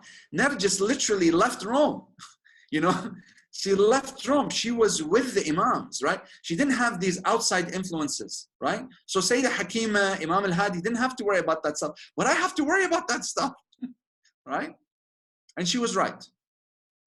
She was right, But I think at the end of the road, at the end of the road, he ended up marrying the girl, I don't know if they have kids right now. I haven't seen him since then. But I know, for example, a brother in Seattle who married an American woman from Seattle. He's an Iraqi engineer that works for Boeing. And mashallah, his kids, his daughters, he has 3 daughters and 1 son. They all had the youth group, the Muslim youth group there. They're very active in the centers. Their mom is probably more pious than a lot of the women that came from back home, right?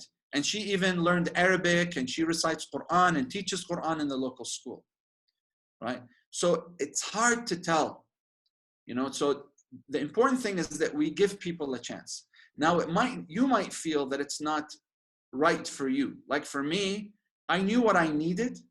If you know what you need, and you're okay with that, then by all means, more power to you. Just as long as it's not out of prejudice, right? Be mindful. That's the important thing, okay? And if we know that our standard, Allah's standard is taqwa, then if someone was to come to my daughter, right?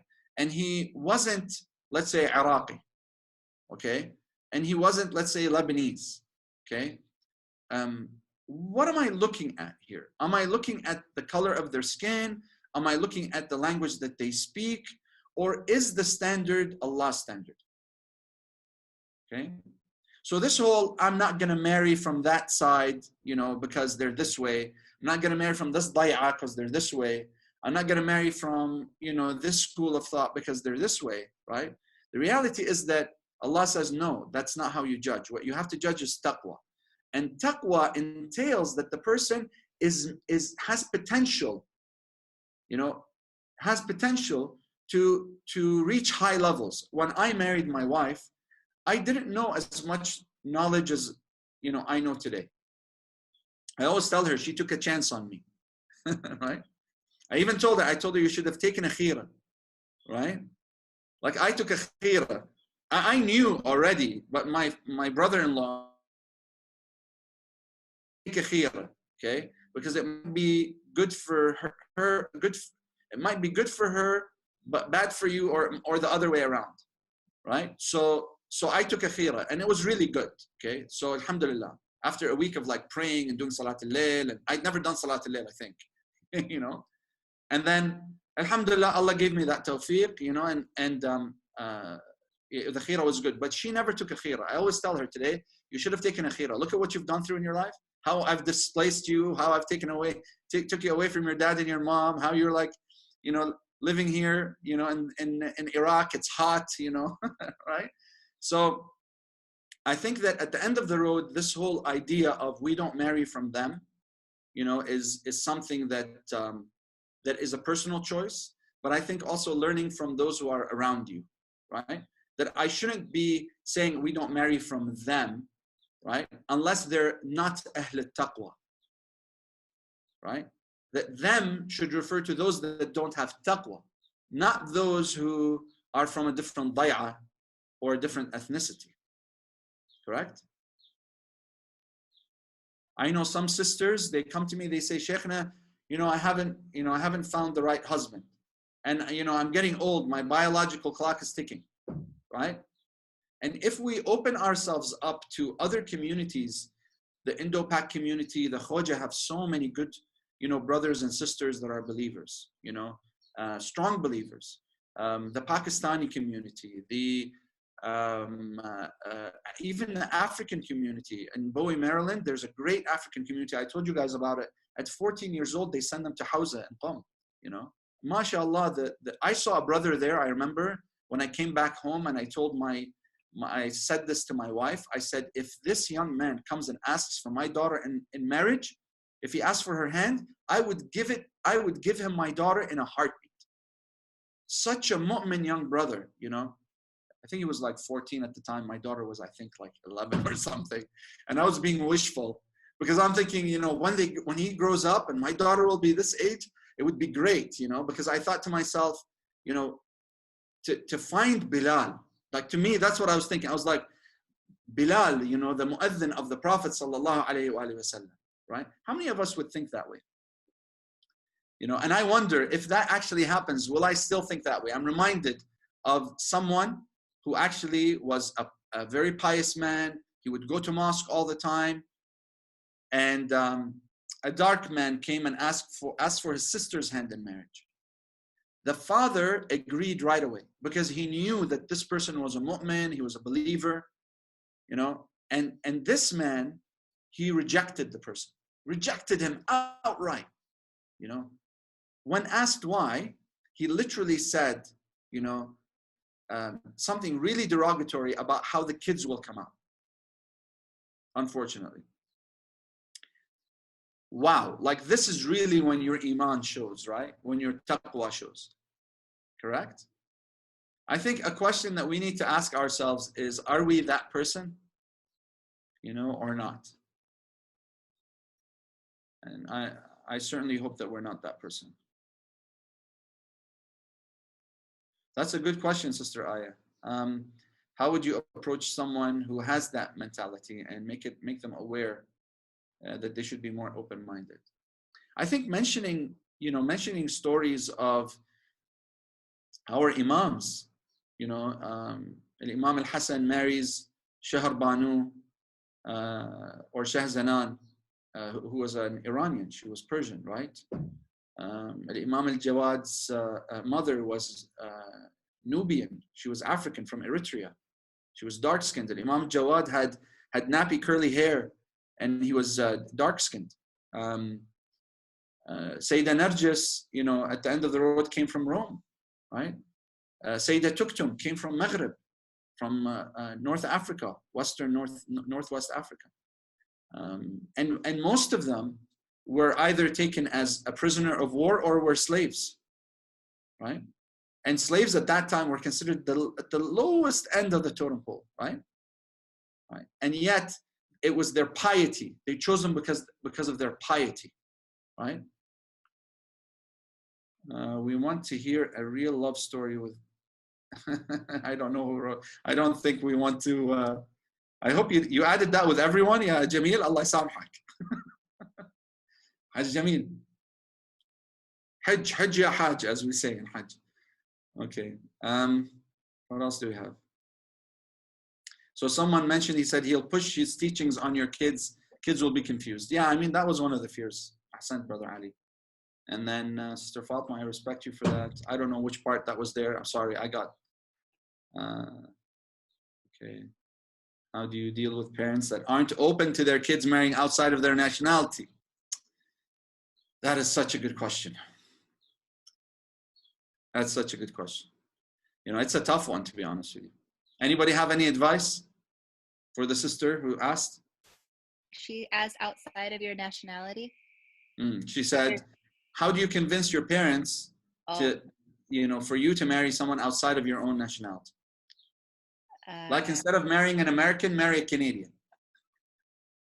Oh, who cares? I mean, I don't know. Like, I didn't think it would be a problem with that, but.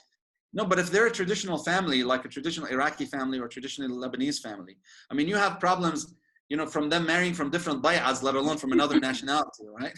So yeah, I think that inshallah, if your parents just always refer back to the deen, always give them the evidence of the deen, and inshallah that would, you know, benefit the situation. I don't know. So I have 2 siblings who are married to someone outside of the nationality.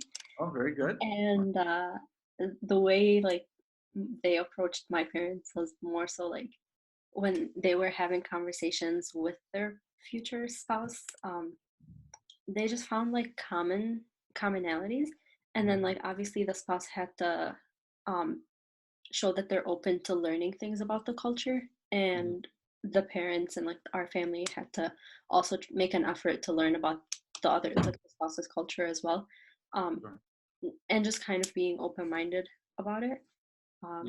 And that really helped. Yeah, that's a good point. That's a very good point. So finding a commonality, right?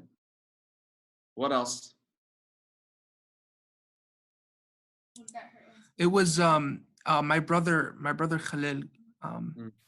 He married from outside. She's Pakistani and she is awesome, alhamdulillah. But it was really difficult for my parents, even though, you know, they're very open-minded. But it was very difficult for them to accept it. Yeah. Especially my mom. You know, after, you know, my brother and his wife, they show that they are confident and that this is really going to work out and it'll really happen. You know, after they showed that to my mom, she was open. Alhamdulillah, it ended up working out. So as long as you are persistent and keep showing that this barrier, you know, the culture barrier won't be affecting the children, you know, mention the children because they want to hear that too. They'll start being more open-minded to it. Any other advice? I would also suggest to start early, even before there's someone that maybe that you're interested in that you want to get married to. Prime them. Yeah, prime them. So like every once in a while, like bring up to my parents and be like, so what if he's Iraqi? What if he's Indian? What if he's, you know? And I think my parents are a lot more open to the idea now. They still say like Iraqi better than from Bint Jbel, but you know, they're working on it. It's still Whoa. I'm joking.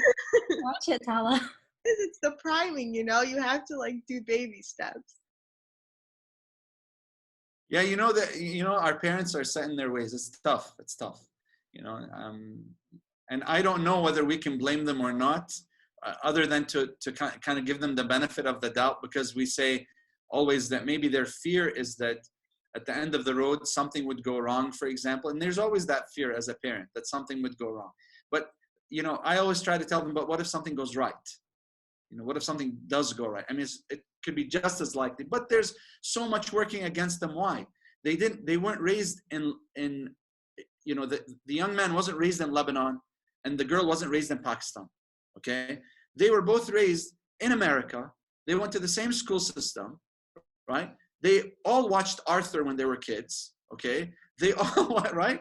They all read the same books. Okay, they still like to watch Arthur together every now and then, right, with their younger siblings, right? And they you know, they know the same shows. They have the same language. They don't even speak Arabic, you know, unless they're speaking to you, or they're reciting Quran, or they're going to mosque. You know, what I want you to ask is, do they go to mosque? You know, right? How often do they go? Okay, do they have sincerity in their Islam? Do you feel that sincerity towards you?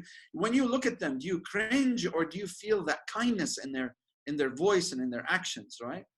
I think just making them aware of that and priming them, like you said, Sister Tala. And Iraqis, by the way, aren't better than people in Bint Jbail. You know, the only difference is taqwa. That's what Allah says, right? Right?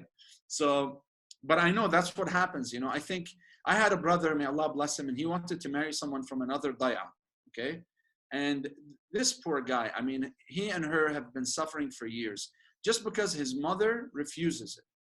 You know, she just doesn't want, she feels she's going to be held a mockery of, you know. And when the sheikhs talked to her, she just said, you know what, no, I'm not biased, I'm not prejudiced, I just want things to work out and stuff like that. But the reality is, there's that deep-rooted kind of feeling that she had something in mind for her son. She had his life all planned out.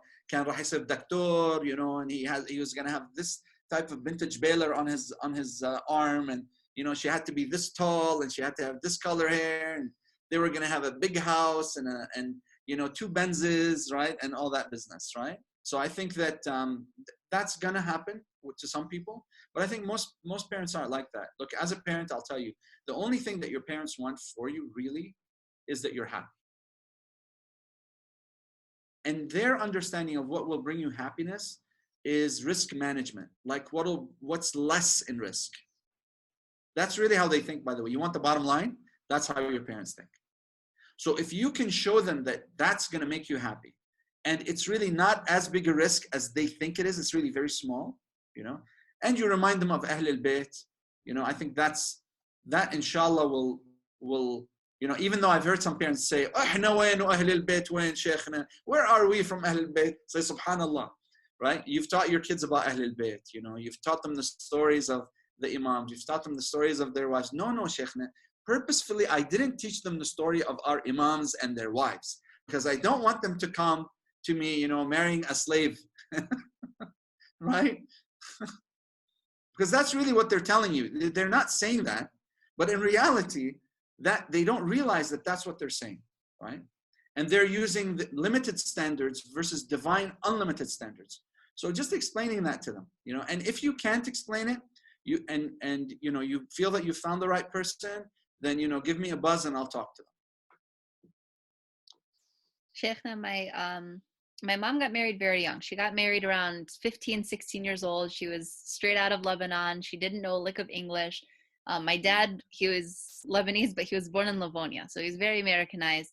And my mom came to the States not knowing a single thing. So she always encouraged me through her hardships and how difficult it was, because she married somebody that she barely knew. And that's kind of what happens in older society.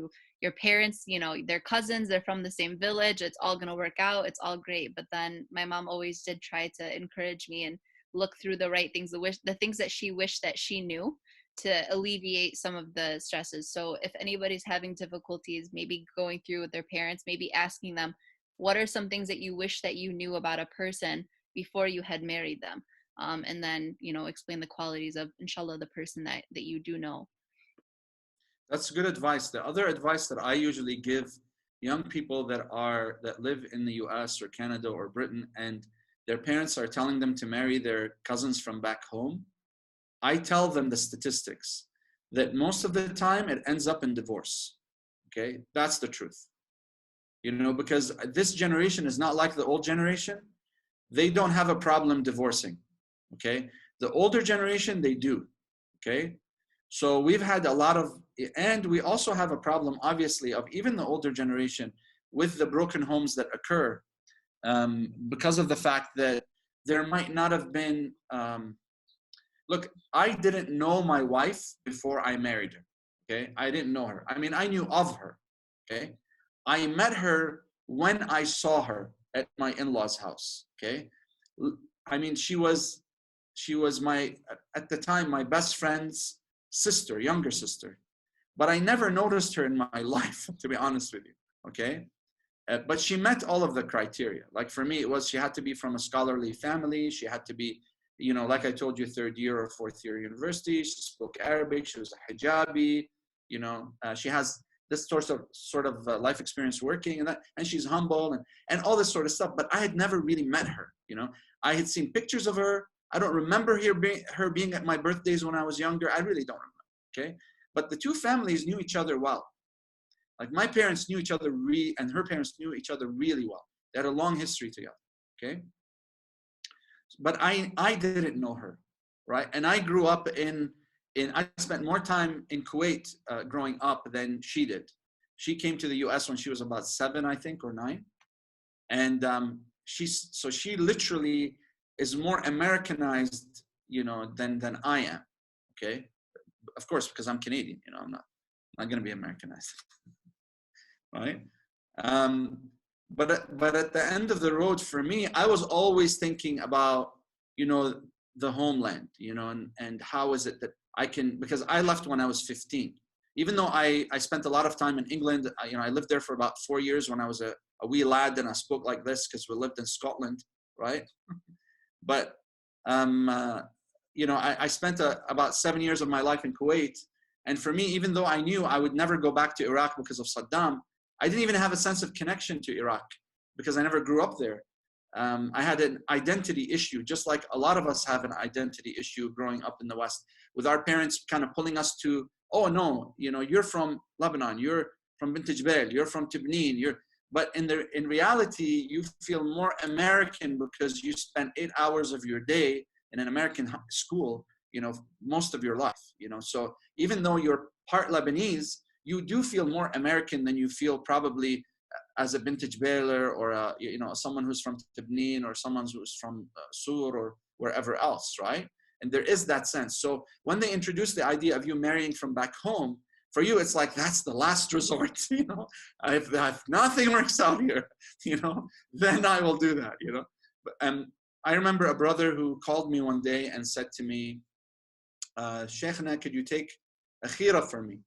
I said to him, yeah, sure. I said, where are you? Because I could tell it was an international call. He said, I'm in Iraq. I'm in Nasiriyah. I said to him, okay, don't do it. He said, what do you mean? I said, just don't do it. Just don't marry your cousin. Okay. Okay. So he said to me, why? You know, I said, well, because didn't you tell me that you were going over there just to visit the imams and to see family? You know, he said, yes. I said, why don't you marry a good girl from your city or from another city? I have so many knowledge seekers groups out there. If you want, I can put, you know, my feelers out there and figure out what would be a good match for you, right? At least there'll be girls that grew up in your environment, even if they're from another city. Sheikhna, I don't want a girl from my city because, you know, everybody judges you and stuff. I said, okay, another city, you know? So he said to me, okay, you know, whatever. And then finally he calls me again. And he said, okay, can you take a khira for me? I said, okay. So I took the khira. And I said, did I not tell you not to marry? Did I not tell you? He said, is the khira bad? I said, the khira is really bad. You know? He said to me, okay. I said, you should have taken the khira before you got married. He said, how do you know that I got married? I said, because the ayah tells me that you right now are in a grave calamity. Okay? And he said to me, yeah, I am. He said, I don't know what to do. What should I do? Advise me. I said, why didn't you listen to me from the beginning? just because I know him. Look, there's a certain type of guy who can kind of, you know, adapt, and he'll be open to it. Like for me, for example, if I was to marry someone from back home, you know, I have enough of the culture in me, you know, I spent enough time over there that we can get along, you know. But for him, he never spent that time, you know, and he was just going off of, you know, his mom telling him, you know, just marry your cousin, and it's the easiest thing to do, we know her, you know, etc. But I kid you not, this poor man, he married his cousin, and to be honest with you, things went so bad, like they went so left field that yeah, that he's not in a good space. Let's just say that, okay? He's not in a good space, and it's a lot worse than what I just said, by the way, okay? That doesn't mean that it couldn't work out. Like I know my wife's friend, she grew up in Dearborn. She married her cousin, who spent most of his time in Iraq. He studied engineering in Malaysia, and he was as Iraqi as you get, as traditional as you get, you know. But she grew up also in a very traditional household. So for her, she wanted the Arabic, she wanted the Iraqi influence, she wanted, you know, that's something that she craved, you know. And they got along, and mashallah, they have kids, and they've had a successful marriage for many years now. Okay, so it's not a standard, but I think just be mindful that even though we might think, our parents might think that there's such a huge culture difference between us and, let's say, someone from Tibnin, right, or someone from Bint Jbeil, the reality is that there's more of a difference if I was to marry from back home, if I had grown up in the US most of my life, right? I'm better off marrying someone, if I'm from Bint Jbeil, I'm better off marrying someone from Tibnin, you know, or from someone from another bay'ah who grew up in my same environment. We went to the same schools, we have the same ideas, same ideology, right? And of course, the major standard still remains taqwa. So that supersedes everything else, right? Sheikh, now you mentioned that you said that you barely knew your wife before you had married her, okay? Yeah. In today's generation, it's very difficult for us to, I mean, at least I'm just going to speak for me. I can't marry someone I don't know.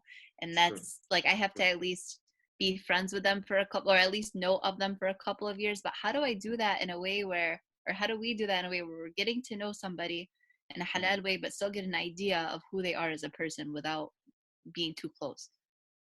Sure, that's a very good question. I know the answer to that, but I want to open up the floor to everybody and see what their opinions are. At least you know the answer. and I think that some of the brothers who are married, Hajj Jamil, without mentioning any names, you could also help us with that, okay? Sure, assalamu alaikum. So the way I met Alia was through the jama'. So she would volunteer there, and I would volunteer there, and we would see each other, and we would talk. And yeah, it just, alhamdulillah, it worked out through there. I wouldn't say 2 to 3 years. That would just be too a little excessive. Too, 1 year. Too long. 1 year. I mean, even 1 year. I mean, listen, when I went to go talk to my father-in-law, the first day, he said, okay, when is this happening? Like he wants this, then that he wants it to happen the next day. But when did you, so the time gap of when you met Alia and then when you met her father, when was that? How long was that period? How long was it? In December, 2 months. 2 months. 2 months. But you had seen me at the mosque. But yeah, alhamdulillah, yeah. And that's right, the best place to be able to get to know someone, you know? Yeah. So Allah couldn't have made it better for you. Alhamdulillah. But yeah, so if you if anybody's looking for spouses, the best place to look is the mosque. 100%. Okay. Thank you. Yeah. Anybody else? Who else can tell us a story of like how their sister got married or how their brother got married? You know, like Sister Malak, for example, you said your 2 elder siblings are married, right? So how did that happen? Actually, all of my siblings are married. Okay. But One of them actually, he lives here and his spouse was in Lebanon, and his best friend was getting engaged, and at the time his best friend and his soon-to-be fiance didn't have a katb kitab yet, so whenever they went out, someone had to be out with them. So his now wife went with her sister, and so my brother went to see his best friend because he hadn't seen him in years, and apparently his best kind of like they both knew the two personalities, so they wanted to hook them up, but they wanted to do it in a way that wouldn't make it awkward for anyone. So they didn't tell them that they were going to meet the other person. So then they just met, and my brother went like a week later and talked to his now father-in-law. Wow, a week later. So Well, see, Hajj Jamil, someone did it even faster than you did. So he went a week later because Ahsant. The faster the better. so okay, he I'll have did a heart it attack. because they lived so she lived in Lebanon and he lived here, so he wanted to be able to talk to her more freely on the phone, and he didn't want to do it without like her father knowing, like, oh, who's that stranger you're talking to? So he just wanted him like, oh, I want to get to know your daughter. And then their engagement was like a year and a half later. So based wow. off of, let's say, Sheikh, go ahead. I'm sorry. No, I was just gonna say, Hajj Jamil still beat him out. Okay. Go ahead, Saman. Lost my train of thought. Okay, so a lot of it is, from what I'm hearing, there's a cultural reason for wanting to know the father much quicker, so that, you know, like Malak had mentioned, her dad had a problem if she was on the phone with somebody that she did not know. And she was in Lebanon, correct? So in Western society, I mean, depending on how your parents are, if they're more traditional, if they're not. As for me, like I live with my brother in Michigan. My family lives in Florida. So alhamdulillah, I have a sense of autonomy, but just religious, like and what's the halal way to do things? Jamil mentioned very well. Jamil said meet at the jama. I don't know, but how do you, Sheikh Aous, you have the answer. Just tell me the answer. So the answer really is the volunteering and the attending the Islamic events, even if you don't volunteer, attending like group discussions like this, because you, without even talking to the person, you can hear their opinion. You can hear, you know, how they think, right? And once, twice, three times, you know, more than that, you're literally, whether you know it or not, even if you don't know it, you know, as you're listening to what the person is saying, you're sensing how genuine the person's opinion is, how close they are to the deen, whether they're close to you or not in that respect, right? And then when you have volunteer opportunities, you know, whether in the community as in general or in the mosque, then at least you know this person has a sense of community, right?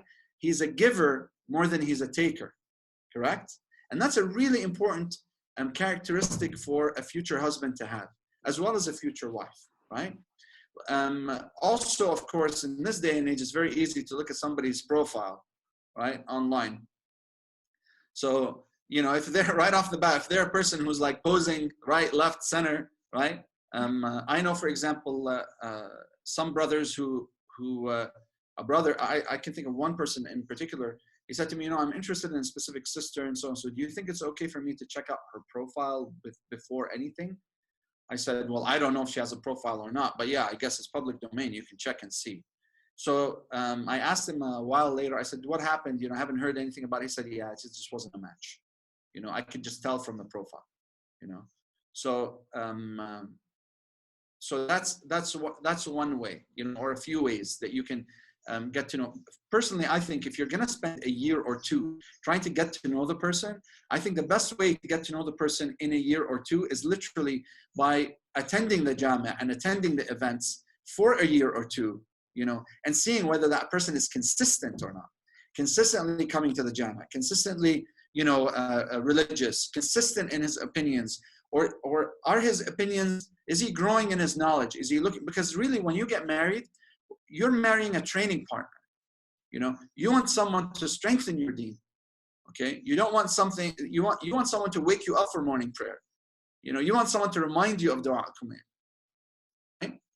That's the type of person you want. You want someone who's going to make you stronger in your iman, bring you closer to Allah subhanahu wa ta'ala.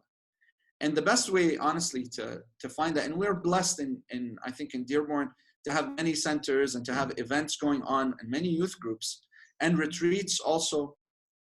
I think probably the best way to find out about someone in a really compressed amount of time is probably the retreat.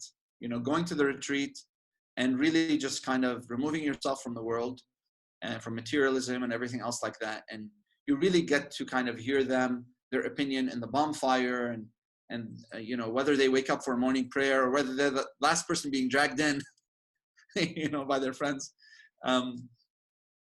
And sometimes, you know, you have the opportunity, like when they have, let's say, the little theatrical piece at the end, or, you know, if they have a talent show or something like that.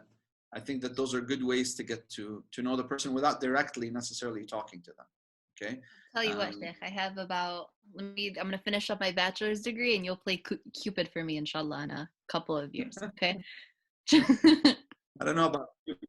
I've seen their pictures. I'm certainly not that pretty, but inshallah. I mean, if Allah gives us the opportunity to be able to do something like that, you know, I will tell you this. Okay. I mean, in our knowledge seekers group, we have a lot of really good brothers, really good mu'mineen brothers, you know, and they're from the centers in Dearborn, from different centers.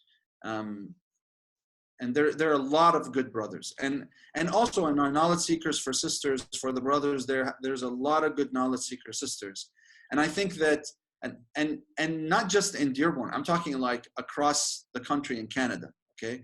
So I think just you know, having an understanding that there is someone out there for you, I think just that in itself, just knowing that in itself, I think gives you patience and gives you hope. For me, I didn't grow up in a society that had, you know, what you guys have. Okay. And I went to university in Montreal and we didn't have that. And I was very far away from all of that. And I told you before, you know, the sorts of classmates that I had, and even those of them who were Muslim. And for me, I used to literally suffer because those who knew me knew that I wasn't the type of person that makes rash decisions, and that I always thought about, you know, my younger brothers and how I can be a better example for them. So, you know, making decisions to ensure that I'm not a hypocrite when they ask me later on, when they're going through experiences, that was important to me, you know, and I think there are a lot of brothers that are like that, you know, I really believe it, you know. And I think a lot of you sisters, inshallah, you know, once you're inshallah ready, you know, let me know, and you know, we'll fill out a survey of all of your interests and likes and dislikes. Make yourself a marriage checklist. You know, I remember doing the marriage checklist years ago at the, you know, when the YMA was around, and then, you know, we used to do that almost every year for the brothers and sisters. And then later on, when MYC occurred, I think we just took it for granted that, you know, this is the process. We trusted the process, you know, of like year after year, you know, cycling through, you know, the youth that would come, and then they would become active in the center, and next thing you know, they marry from each other. Like having retreats at your centers, Brother Alex, I think is a really good way to get, you know, the youth to interact with each other on a larger scale. You know, like I told you, to cycle through, you know, and then move them up in phases through to mentorship, and then they get to know each other and get married. And I know brothers and sisters, you know, who were part of the YMA and then the MYC, you know, who for years they used to come to the retreats, and they were administrators. And then I remember one of them, he went off, he was working, he went to a different state, and finally one year he returns to the retreat, right? And one of the sisters who was an administrator, you know, he somehow, for some reason, even though she's been there for many years, he never looked at her that way. In that retreat, he said, she's the one for me, subhanAllah. And they ended up getting married, you know, and now they're, mashallah, happy. And I know, for example, a few of them. I know Brother Zayd al-Labban, who married Sister Hiba. I know Brother Haydar al-Labban, who married Sister Sarah Sadin. I know Brother Jamil, who married Sister Alia. You know, I think there's a lot that you can see a lot of examples how the mosque has brought like-minded people together, you know, to be able to start, you know, good, healthy families. Alhamdulillah. Sheikh, now I have a question. So with this day and age, and you know, it seems like a lot of women want to get married to guys, and a lot of guys want to get married to women, and they just can't find out if they're compatible. Now, Islam, is there like a way they can get to the mosque and do like a speed dating thing? You know, where they throw out their interests. Is this halal, or is this frowned upon? Well, I think traditionally it is frowned upon. You know, obviously, we all know the answer to that question, right? Because, you know, it's considered immodest to kind of put yourself out there publicly in the community, sort of thing, in that sort of circle, just because of the dating kind of stigma, right? There's a dating stigma. But you're at the mosque. Yeah, but I think Sheikh Elahi did something similar, not a dating sort of thing, but more like what is it? He called it what I like to do is I like to do marriage workshops, okay? So when those who are interested in marriage, they all show up, we know who are thinking of marriage already or prepping themselves for it, right? And then we get to hear opinions and do stuff like that, and that's been effective, you know? That's good.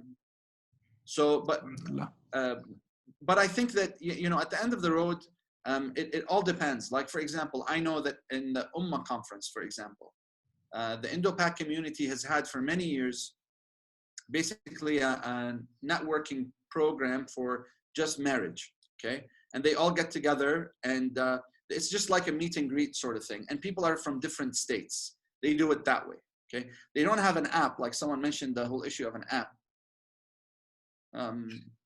Personally, I'm not big on the idea of apps, to be honest with you, for doing something like this, just because you really don't know who's on the other side, you know?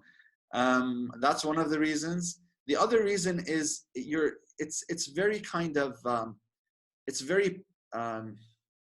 a lot more private than the process of getting to know someone at the mosque. There's more that can go wrong, is what I'm saying, you know, meeting up privately and doing stuff like that. I think that could be very dangerous, okay? Let's see. I do think that it is good for, if at mosques we have more functions that are related to issues of marriage, you know, of pre-marriage workshops, you know, what you should expect, you know. I have a pre-marriage workshop. I think I gave it at the MYC, and one retreat I think I gave it also. You know, I think that needs to happen. When you have a workshop like that, and you have breakout sessions, and you kind of have scenarios, and you see how people deal with situations, and you hear their opinions, people get to hear each other out, you know.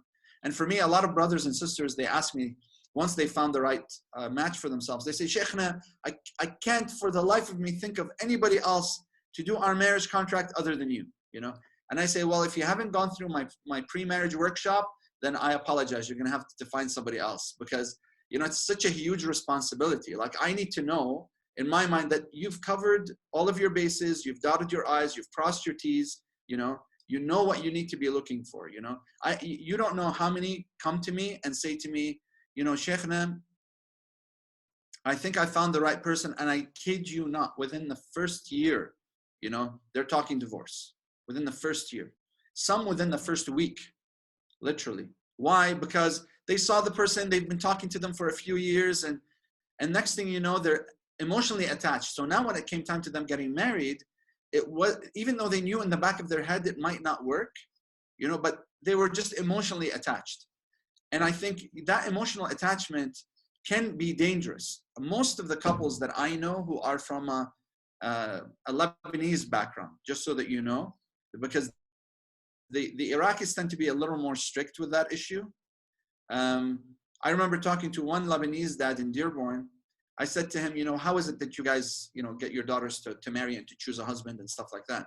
So he said, well, I've told my daughter, you know, you're free to go and figure out who you want to marry, you know. بس مش كل يوم تجيبي لي واحد على البيت. He said, not every day بتجيبي لي, you bring a guy to the house and tell me you want to decide on the one you want, you know, and then inshallah you have my blessings. Okay. So I find that culture has a huge role to play. Okay, so in the Iraqi culture, for example, a girl talking to a guy, what? You know, that's like major, you know, the hazard sign. That's like no, you know, right? A girl an Iraqi girl talking to a boy, astaghfirullah, right? Mama, they're in school together all the time. They're in college. They're doing, you know, study groups, right? So better for her to marry a brother who was in a Sunday or Saturday school with her, you know, who she knows and she's talking to. She's talking to them anyway, whether you know it or not, you know. So why make it such a stigma so that she ends up having to go behind your back, right? Have that sort of relationship with your dad or with your parents where, you know, it's an easier type of relationship, you know, where they understand. At the end of the road, they only want you to be happy. And again, they want to be able to help you manage the risk, okay? I think, yeah, being in that type of environment, but we haven't spoken about the social media environment. Because today, how are you going to find a wife if you can't go to the mosque? Hajj Jameel. You know, you got to participate in more Zoom sessions. Right here, yeah, Zoom sessions. But if you look, there's a lot more girls than guys on the Zoom session. Yeah, and that tells you then we need our knowledge seeker group to come in, more of them. Yeah, I agree. Involved. I agree. You know what but you know, Hajj Jameel, I don't feel comfortable self-promoting my programs. That's why I depend on, let's say, Alex to push the program. I depend on you to push the program, or Sheikh Ali Abu Khadr to push the program in the group, you know. But then I came to the conclusion that this isn't going to happen unless I push it up, because sometimes the brothers, they're not, you know, they're too busy thinking about other things, right? So I do think that you know, you're right. That does need to happen. We need to push more of the brothers to come. And you know, if you noticed in the first few sessions, maybe not yesterday and today, but in most of the sessions, I wanted to hear from all of you, okay? And the reason why is because it's important that you hear other people's opinions and others hear your opinions, okay? And that you guys, you know, subhanAllah, you might be able to even find your match. Learn something new, you know, and find your match also. Learn something about someone's story and how they grew and became better and closer to Allah subhanahu wa ta'ala. Right? And that maybe that could help, you know, you or someone else. Okay. Sheikh, do you remember, so a couple days ago, we were having the discussion of how we should rely on Allah subhanahu wa ta'ala before relying with other people or relying on other people. So I had a story that I wanted to bring up a couple days ago because I thought that inshallah would benefit some of you guys, and it just came to my mind. So I wanted to share if that's okay. Cool? Yeah. Okay, cool. Okay. So I put on the hijab, alhamdulillah, August of 2018. But before I had put on the hijab, it was because of Ramadan. It was actually, I think it was because of either your lecture or the Sheikh before you that had the program. But Allah subhanahu wa ta'ala showed me so much mercy throughout that month where I was like, okay, this year I'm going to put it on. And I intended to do it in December. So I told myself December because I've spent 18 years of my life having the wardrobe that I have now. I wanted to save up some money and I wanted to get the clothing that I felt comfortable in because it's a completely different world and you want to feel, you know, beautiful in what you wear. Okay. So I told myself a dollar amount in my head. I'm going to save up this dollar amount and inshallah I have till December to do so. So July comes around and I'm like, why am I waiting? I've waited so long in my life to put on the hijab. Why would I wait another second? So I made dua and I asked Allah subhanahu wa ta'ala to help me with this dollar amount in my head. Alhamdulillah, the donations came from different sources and it was exactly the amount that I had asked for, and that's why I put it on. So when you ask Allah subhanahu wa ta'ala for a gift, especially if it's something that's good for you, how is Allah gonna deny something that is good for you? That's not in his nature, you know? So especially with it being the hijab, Allah subhanahu wa ta'ala made it easy for me. And that's when I got into the habit of relying on Allah before anything else. So just a story that I wanted to share. That's a great starting point, Ahsanti. The most important starting point. If you take the pre-marriage workshop, you know, you would know that, you know, the first thing we say is you make dua to Allah subhanahu wa ta'ala that He He allows you to find the right spouse, number one. And number two, there's actually a 2 rak'ah prayer to pray, to ask Allah subhanahu wa ta'ala to, with a short dua after, to ask Allah subhanahu wa ta'ala for a good husband or a good wife. Okay, let me read some of these comments here. Let's see. I had a friend who used an online dating app, so I answered that one. You can make, Sister Muna says you can make the Sheikh talk to them. We suggested that. Okay, it's easier for the guy to marry outside the nationality because the parents get over it. But when it comes to the girl, it would be a lifelong shame. Our culture puts the family's honor and image on the girls. Can we go against our parents in this situation? You know, there's a famous narration that's always mentioned where Prophet Muhammad sallallahu alaihi wasallam warns that there will be a great corruption on the earth if someone who finds their equal, you know, in religion, you know, and in piety does not marry the person who is their equal. Okay, he says there's a great corruption that will occur. So what ends up happening, for example, is if the parents, I mean, I know this one sister for 6 years, this young man who is from another nationality, even though they both grew up in America, they both had, you know, much more in common than they had differences, except for their parents. One is from an Iraqi background, the other is from an Iranian background.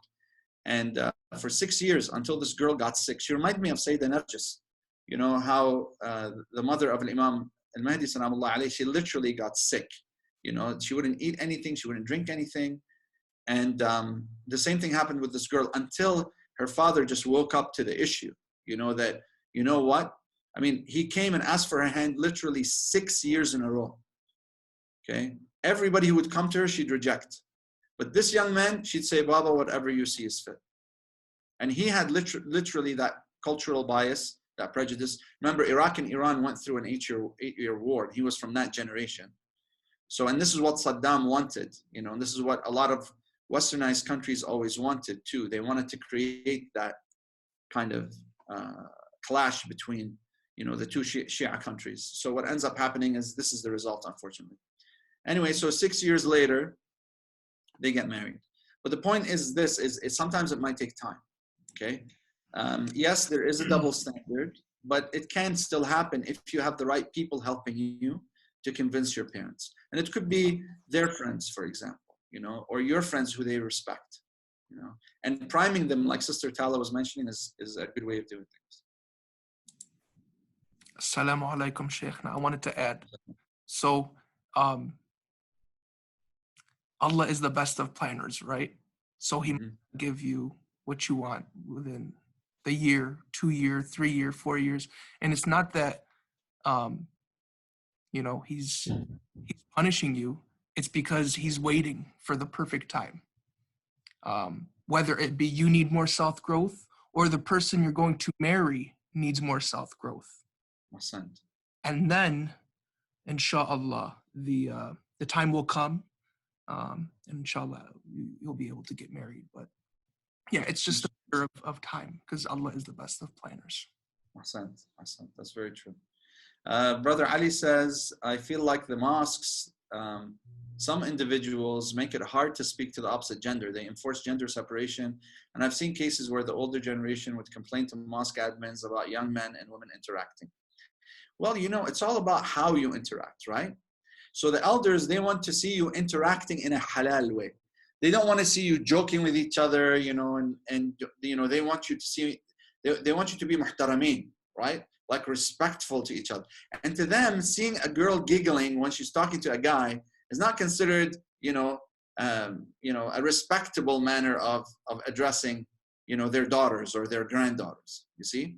So maintaining the sort of decorum and the etiquettes of talking to a sister respectfully, okay? And showing that, because when you show her that respect and their parents or, you know, those elders, they see that, they get an impression of, you know, that level of how respectable you are and how you're trying to dignify the opposite gender. I think also the other thing too is, even though we might not think about that and we know that we respect each other and we're just being cordial with each other, how we express being cordial is different than how the previous generation expresses it, because it's a cultural difference, right? But we still have to be mindful of it. You know, we still have to be mindful of it, because remember, it's رحم الله من جب الغيبة عن نفسه. You have to make sure that you protect others from falling into ghiba about you.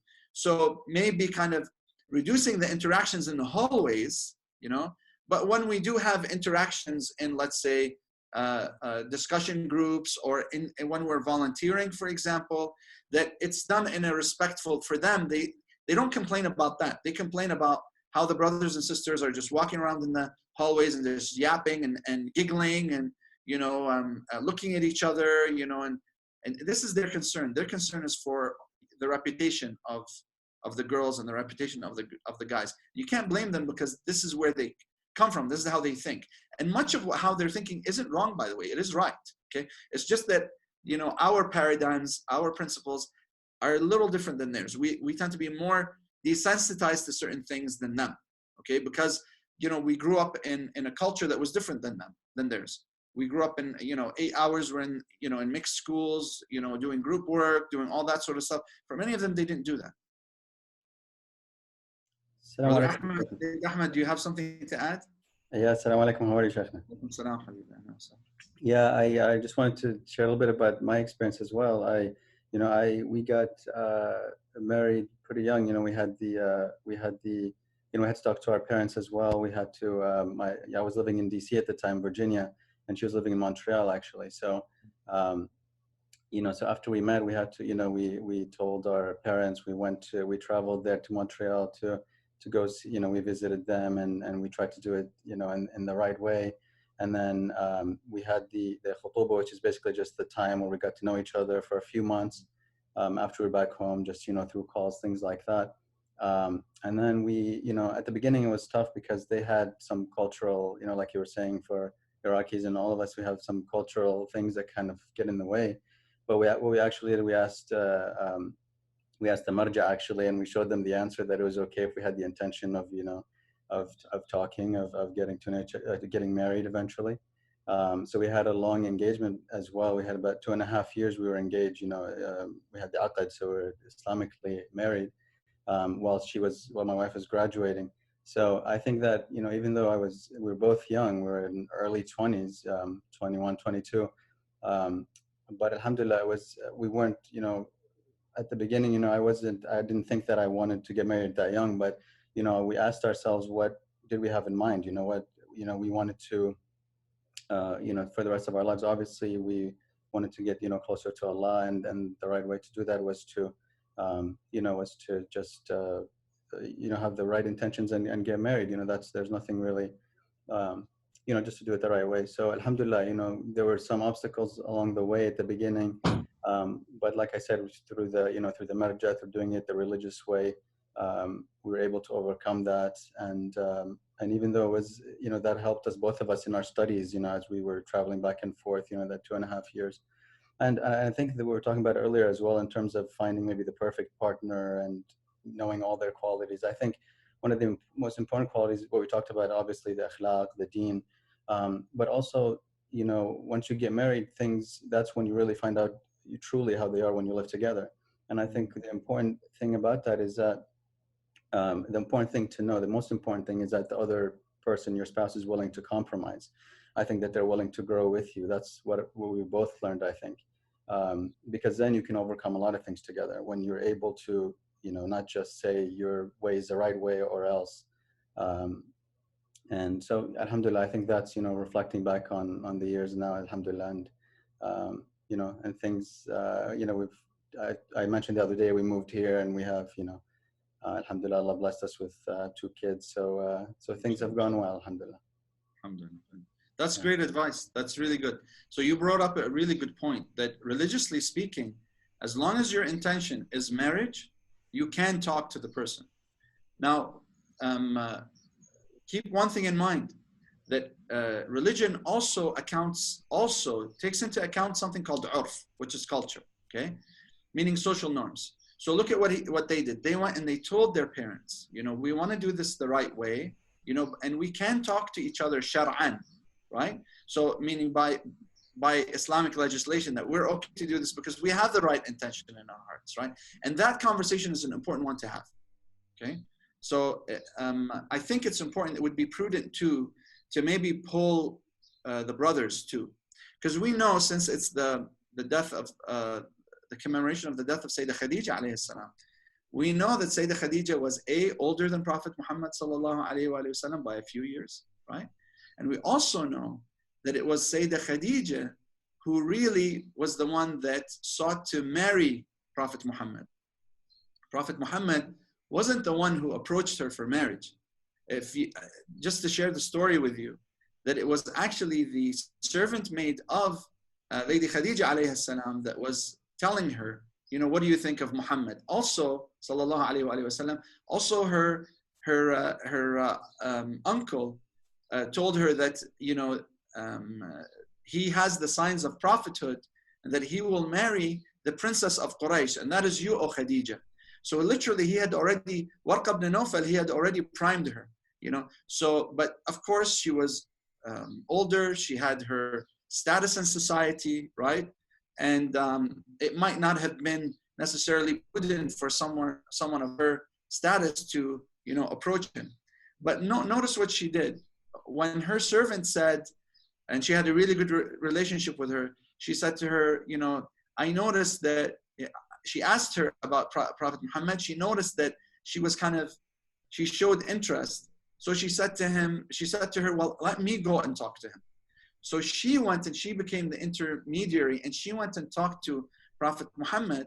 And Prophet Muhammad, he listened and he said, yes, it's not that I wouldn't be interested, but she's basically, the richest woman in Mecca, right?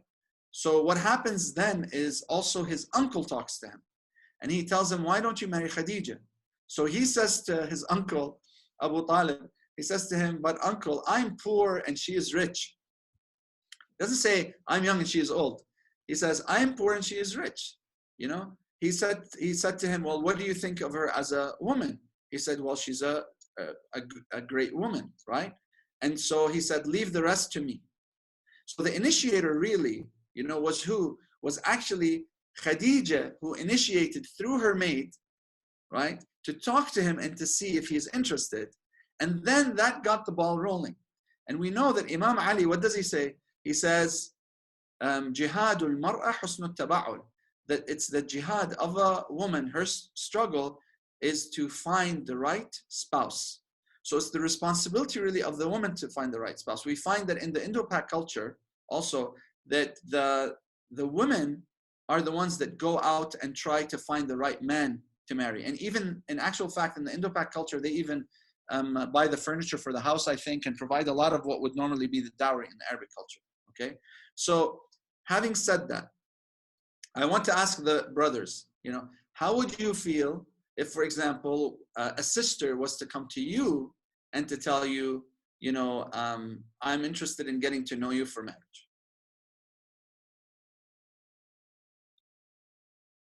Yalla, I want to hear from the brothers. Who am I going to pick on? Let's see. Brother Ja'far.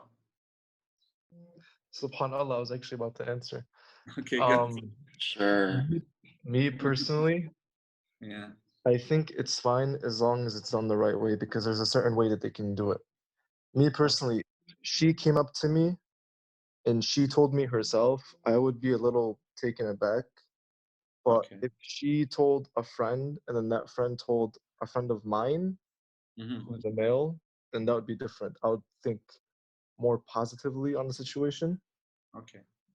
So that's more similar to what happened with Sayyidah Khadija, that her servant went and she talked to Prophet Muhammad sallallahu alaihi wasallam. Why is that? Is it because it seems like she's being too forward and you're afraid that sense of shyness might not be there? Yeah, it's more about the shyness, and it's more about a sense of respect, because it's not something that we would expect. A woman in her nature, she's expected to be shy and modest and conserved in that sense. Sure. Okay, let's hear. Brother Ali says it takes a lot of pressure off the guy with an emoji that's laughing. Let's hear from you, Brother Ali. I didn't just out you, did I? Yalla, turn on the mic. Yalla. No, I mean, it would take some pressure off the guy, and you know, it wouldn't hurt to hear it from her first. Okay, and how would you want it to be? Like, you're fine with her being forward and approaching you and telling you? Yeah, I understand Brother Jafar's view. Like, I understand where he's coming from. Originally, I did think that, but I mean, at the same time, it also shows that she has the right mindset, and like she's serious and she's ready, and you know, like she's mentally prepared for it, and like she's serious about it, you know. Okay. Okay, we have Brother Rami. What do you think? Hello. Hello, Sahla. Go ahead, brother. Assalamu alaikum. Alaikum salam. Alaikum salam. Could you please repeat? Yeah, the question is, how would you feel if a woman from the community was to approach you about marriage? What do you think of that concept? I don't know. That's kind of weird. I've never really dealt with it like in person. Okay. Yeah, So I know. if I'm it gonna were pass to it happen to Alex. All right. I like how he just passed it to you, Haj Alex. Yalla, Haj Alex. Why are you calling me out, Rami? What is this? I don't know. You seem much more wise. I see. I see. Good answer. Good answer. Honestly, no, I don't see anything wrong with it. I think I agree with Jafar's way though. Like what his opinion on it. Just if it was through a friend of a friend, I think it might just be the better route to take. It also, I think, saves face a little, like if there is a rejection sort of thing, right? It kind of just, it's a little more dignified, maybe for the other person. But yeah, I maybe think so. it might be hard for the other person to trust. Remember how we were talking about the whole trust issue? It would have to be somebody you really trust, right? To do that for you, to go and approach another brother and let them know. It could be also, this has happened where, for example, the girl is interested in the young man and she goes and talks to his sister. Okay, because she knows that his sister is, you know, she knows her from mosque. She knows she's a little more mature. She tries to get to know him through her sister. And then she says, well, what do you think? Somehow she slips it in. And then she would approach her brother. That's one way I've seen it done too. And once he gets the hint, you know, then he's like, well, I never thought about her, you know. And next thing you know, he might take that first step. And it'll seem like he took the first step too. And then too, what if she doesn't know anyone that is like related to him or friends with him or anything? That's another issue. And that could go too for the guy with the girl also. What if he doesn't know anybody? Yeah. I think that's where the whole congregation and being in a mosque and stuff, that helps. You know, the more you show up, the more opportunities. I mean, we have so many hadiths about how it is that the congregation and you know, connecting with your family helps you in many ways, in your sustenance and in improving your life, right? And this is one of those ways. It provides opportunities. Right? Okay, Brother Ahmed, what do you think? Not approaching you, of course, because you're married, right? You're taken. But let's say, for example, before you had gotten married, what impression would you have had? Haj Jamil, get ready. We're coming to you. Well, actually, it happened in that way. Actually, like my wife, actually at the time, yeah, she said, you know, let's just do this the right way. Let's just, you know, and she asked when her parents kind of were on the fence, she asked the marja actually. So she started a lot of it. So she encouraged me to say, you know, I think maybe this is some good advice for the guys, that maybe or for the girls, maybe that guys need some encouragement sometimes, you know, to know this is, you know, that it's okay. So, so alhamdulillah, yeah, it worked out in that way. Oh, that's great. So that's a good story right there, right? I'm reminded of the story of Imam Ali salamullahi alayhi, when, you know, different people came, I don't want to mention names, and applied to marry Sayyidah Khadija alayha salam, Sayyidah Fatima alayha salam. And Prophet Muhammad already knew. He said, Allah subhanahu wa ta'ala zawajahuma fi as-sama' qabla an yuzawwajuha fi al-ard. Allah, you know, married them off in the heavens before he married them off on the earth. So he approaches Imam Ali salamullahi alayhi, and he tells him, you know, you are to marry Fatima. He said, with what? I don't own any. You know, even though he was told before, you should, you know, تتقدم, you know, you should apply, so to speak, right? Ask for her hand in marriage. He said, well, with what? I don't have anything. And what does he say? He says, you know, your horse you need, your sword you need, but your shield you don't need, right? And one of the fears that the guys have, by the way, too, is the high dowries. You know, small $100,000, make sure the house is in her name, you know, buy her the latest Benz or something like that. Unfortunately, this is the case in many situations. But I have seen a lot more situations, I would say, where it's literally just Kitabullah and Hajj Baytullah al-Haram, just the Book of Allah and going to Hajj. You know, although it is her right, we always say it's always better to ask for Mahr Fatima al-Zahra. Okay, so that's the best thing that you could ask for. It works out to be around 2,500, 2,700. It's basically, I think, 500 gold pieces, right? Which works out to be around that much. Yeah. Okay, so who else can we hear from? Let's see, what other brothers did we not pick on? We need another brother here. That's all the brothers we had. Not even Hamid is here. Okay. So I'll tell you a funny little story that happened with me when I was 16. I was 16, I was in Canada, and my uncle, he's joking about something with my dad. And I said, what are you guys talking about, right? So he says to me, oh, you didn't know? Fulan approached us so that you marry his daughter. And I was 16 years old. And I think that happened when, I guess, at that time, of course, that was totally ridiculous to them. Like, you know, you're 16 years old. So they answered for me, you know. But I think if they had given me the opportunity to answer, I would have probably said yes. So just to make you guys laugh. Okay. Let's see. Takes a lot of pressure off the guy. Yeah, we read that one. Is our spouse Nasib already predestined? That's a good question, Sister Zainab. Allah has outlined, Subhanahu wa Ta'ala has outlined everything in Ayat al-Kursi, but I'm unsure if marriage is predestination. Sheikh, can we address guys being intimidated by women that make more money than them? Oh, that's a good point. Have better jobs or have higher degrees. We give the example of Sayyidah Khadija, but it doesn't seem to sink in for guys. That's actually a very good point. So we established that, you know, the girl approaching, I think it can be prudent as long as it's done the right way, right? Two, the whole issue of Sayyidah Khadija being older, you know, it's okay, Islamically, it's okay for the wife to be older than the young man. And two, you know, her having more wealth and, you know, being, I guess, more stable in her job than him, you know, what does everybody think of that? Islamically, of course, it's totally okay.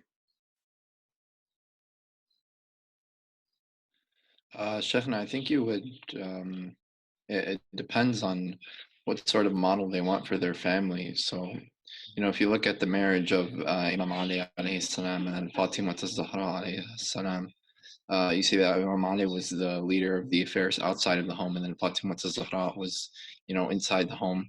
Of course, this is the ideal. It's not like every family is going to be up to this, but if you have a man who wants to be the sole worker of the household, and the wife is making more than the man who may want this sort of model, that's where you'd have this sort of issue. Sure, yeah, that could be the case. And you have to make sure you have that on your marriage checklist, you know. Do you want to work? And answer for yourself. Are you okay with her working, you know? Because, I mean, I'll tell you, for me, for example, at the beginning, I wasn't okay with my wife working. You know, I wanted her to just be a stay-at-home mom, you know, because someone needs to focus on the kids. And I know for me that I would have been the major breadwinner anyway, right? So I think as a standardized general model, that's usually the case. But later on, you know, I noticed she wanted to work, so I let her work. I told her, yeah, I'm okay with you working, you know. And we had our son, Ali. He was, I think, about 2 years old by that time. So we had Zainab and my son, Ali. Ali was 2.5. So she ended up going and working, I think, at Maya School as a counselor, and then at Fortson as a counselor. And then she came to me and she said, Aous, I can't do this anymore. I just miss Ali too much. So she couldn't handle it, and then she ended up coming back home and staying at home, but still working. I told her, well, why don't you find work, online? And she ended up teaching adjunct, at a couple of universities from home. She also finished her master's and her PhD as well, online. Or no, master's, she went to Wayne State. She went basically part-time, and then her PhD she finished online with Capella University. So there's a lot that you sisters can do. I think though that if she is financially stable, Prophet Muhammad sallallahu alaihi wasallam said that if it wasn't for the sword of Ali ibn Abi Talib and the wealth of Khadija, that alayha salam, that Islam would not have been spread. So to say that, for example, I don't want my wife to make more money than me isn't necessarily something that's religious, right? It's more something that's a preference or something that's cultural. And it might be a stigma that Prophet Muhammad was trying to break, because at the end of the road, Prophet Muhammad is an exemplar for us, right? So I think it's important for us to keep that in mind, to look at it from that perspective as opposed to just the cultural perspective. I can give you an example. My uncle, he worked at a petrochemical company, and he got married to a woman who was, a good mu'mina. She was working. She wasn't working at the time. She was going to school. She was doing her master's, and she wanted to do her PhD. And he supported her through her PhD, even though she did her PhD in England. And he was in Kuwait at the time, and he had to take care of the kids. And then later on, when she came back to Kuwait, she ended up getting a job at the university until she became a professor. And basically, he doesn't work anymore. He after she got to a certain pay grade, for them, they had made the agreement that somebody has to stay with the kids. And even though my uncle is a very manly man, when you see him, he's very traditional. So a lot of people didn't expect this from him. He said, I can focus on the kids and focus on their deen and the Husseiniya, and the cooking and, doing that sort of stuff. I prefer doing that. She enjoys the work. And she said, he's worked so much anyway, that's afforded us a lot of things. So that's the least I can do. So they have that kind of relationship. I have somebody who contacted me a few days ago who said to me, Sheikh, what are the responsibilities of each person? Am I supposed to, cook and clean, or is it his wajib? Does he have to make sure that I eat, a Burger King, or do I have to eat a gourmet meal? Does he have to cook for me if he feeds me, or do I have to cook for him? These are all details that come in later, right? But what I wanted to point out is this, is that if you're very kind of, if you're not lenient, like Sayyid Ahmed was saying, that you have to be able to compromise certain things. There are things in your marriage checklist that you can compromise on, but there are things that you can't, So you just have to know what it is that that you're willing to work with without fooling yourself, okay? Because some guys, they have this whole ego thing, if she's making money, then I'm not the major decision maker. But is that how you want to demand respect, through the money that you make or how much she makes? Or, well, she's more independent, so I can't really talk to her, right? I think that has a big role to play in that. But if you find someone that doesn't have that mentality, then you're in a great space. And Islam wants you to be in that space anyway. Okay. All right. So I didn't notice. We took a lot longer than I anticipated. So I'm sorry I kept you guys up so long. I'm surprised we still have 23 people. So alhamdulillah. So let's see. No one has any more comments. So does anybody have any questions? Nothing? Okay. All right. So inshallah, tomorrow we'll get started with the new topic, bi'awnihi ta'ala. I ask that Allah accepts what we offered, what we learned, what we discussed, inshallah. The dhikr of Ahlul Bayt that we made, surely, inshallah, it pleases the Prophet Muhammad that we mentioned the Sayyidah Khadija, for she was beloved to him out of all of his wives. We ask Allah subhanahu wa ta'ala that he allows our sisters to be like Sayyidah Khadija and like Sayyidah Zahra, and he allows our men to be like Prophet Muhammad and like Amir al-Mu'mineen, so that they can have successful, inshallah, marriages and happy lives, knowing that their lives are to please Allah subhanahu wa ta'ala together and to grow towards what He wants them to be. وآخر دعوانا الحمد لله رب العالمين وصلي يا ربي على سيدنا محمد وعلى بيته الطيبين الطاهرين والفاتحة على أرواح المرحومين مسبوقة بالصلاة على محمد وآل محمد. اللهم صل على محمد على محمد وآل محمد. And tomorrow we'll make sure we have more guys.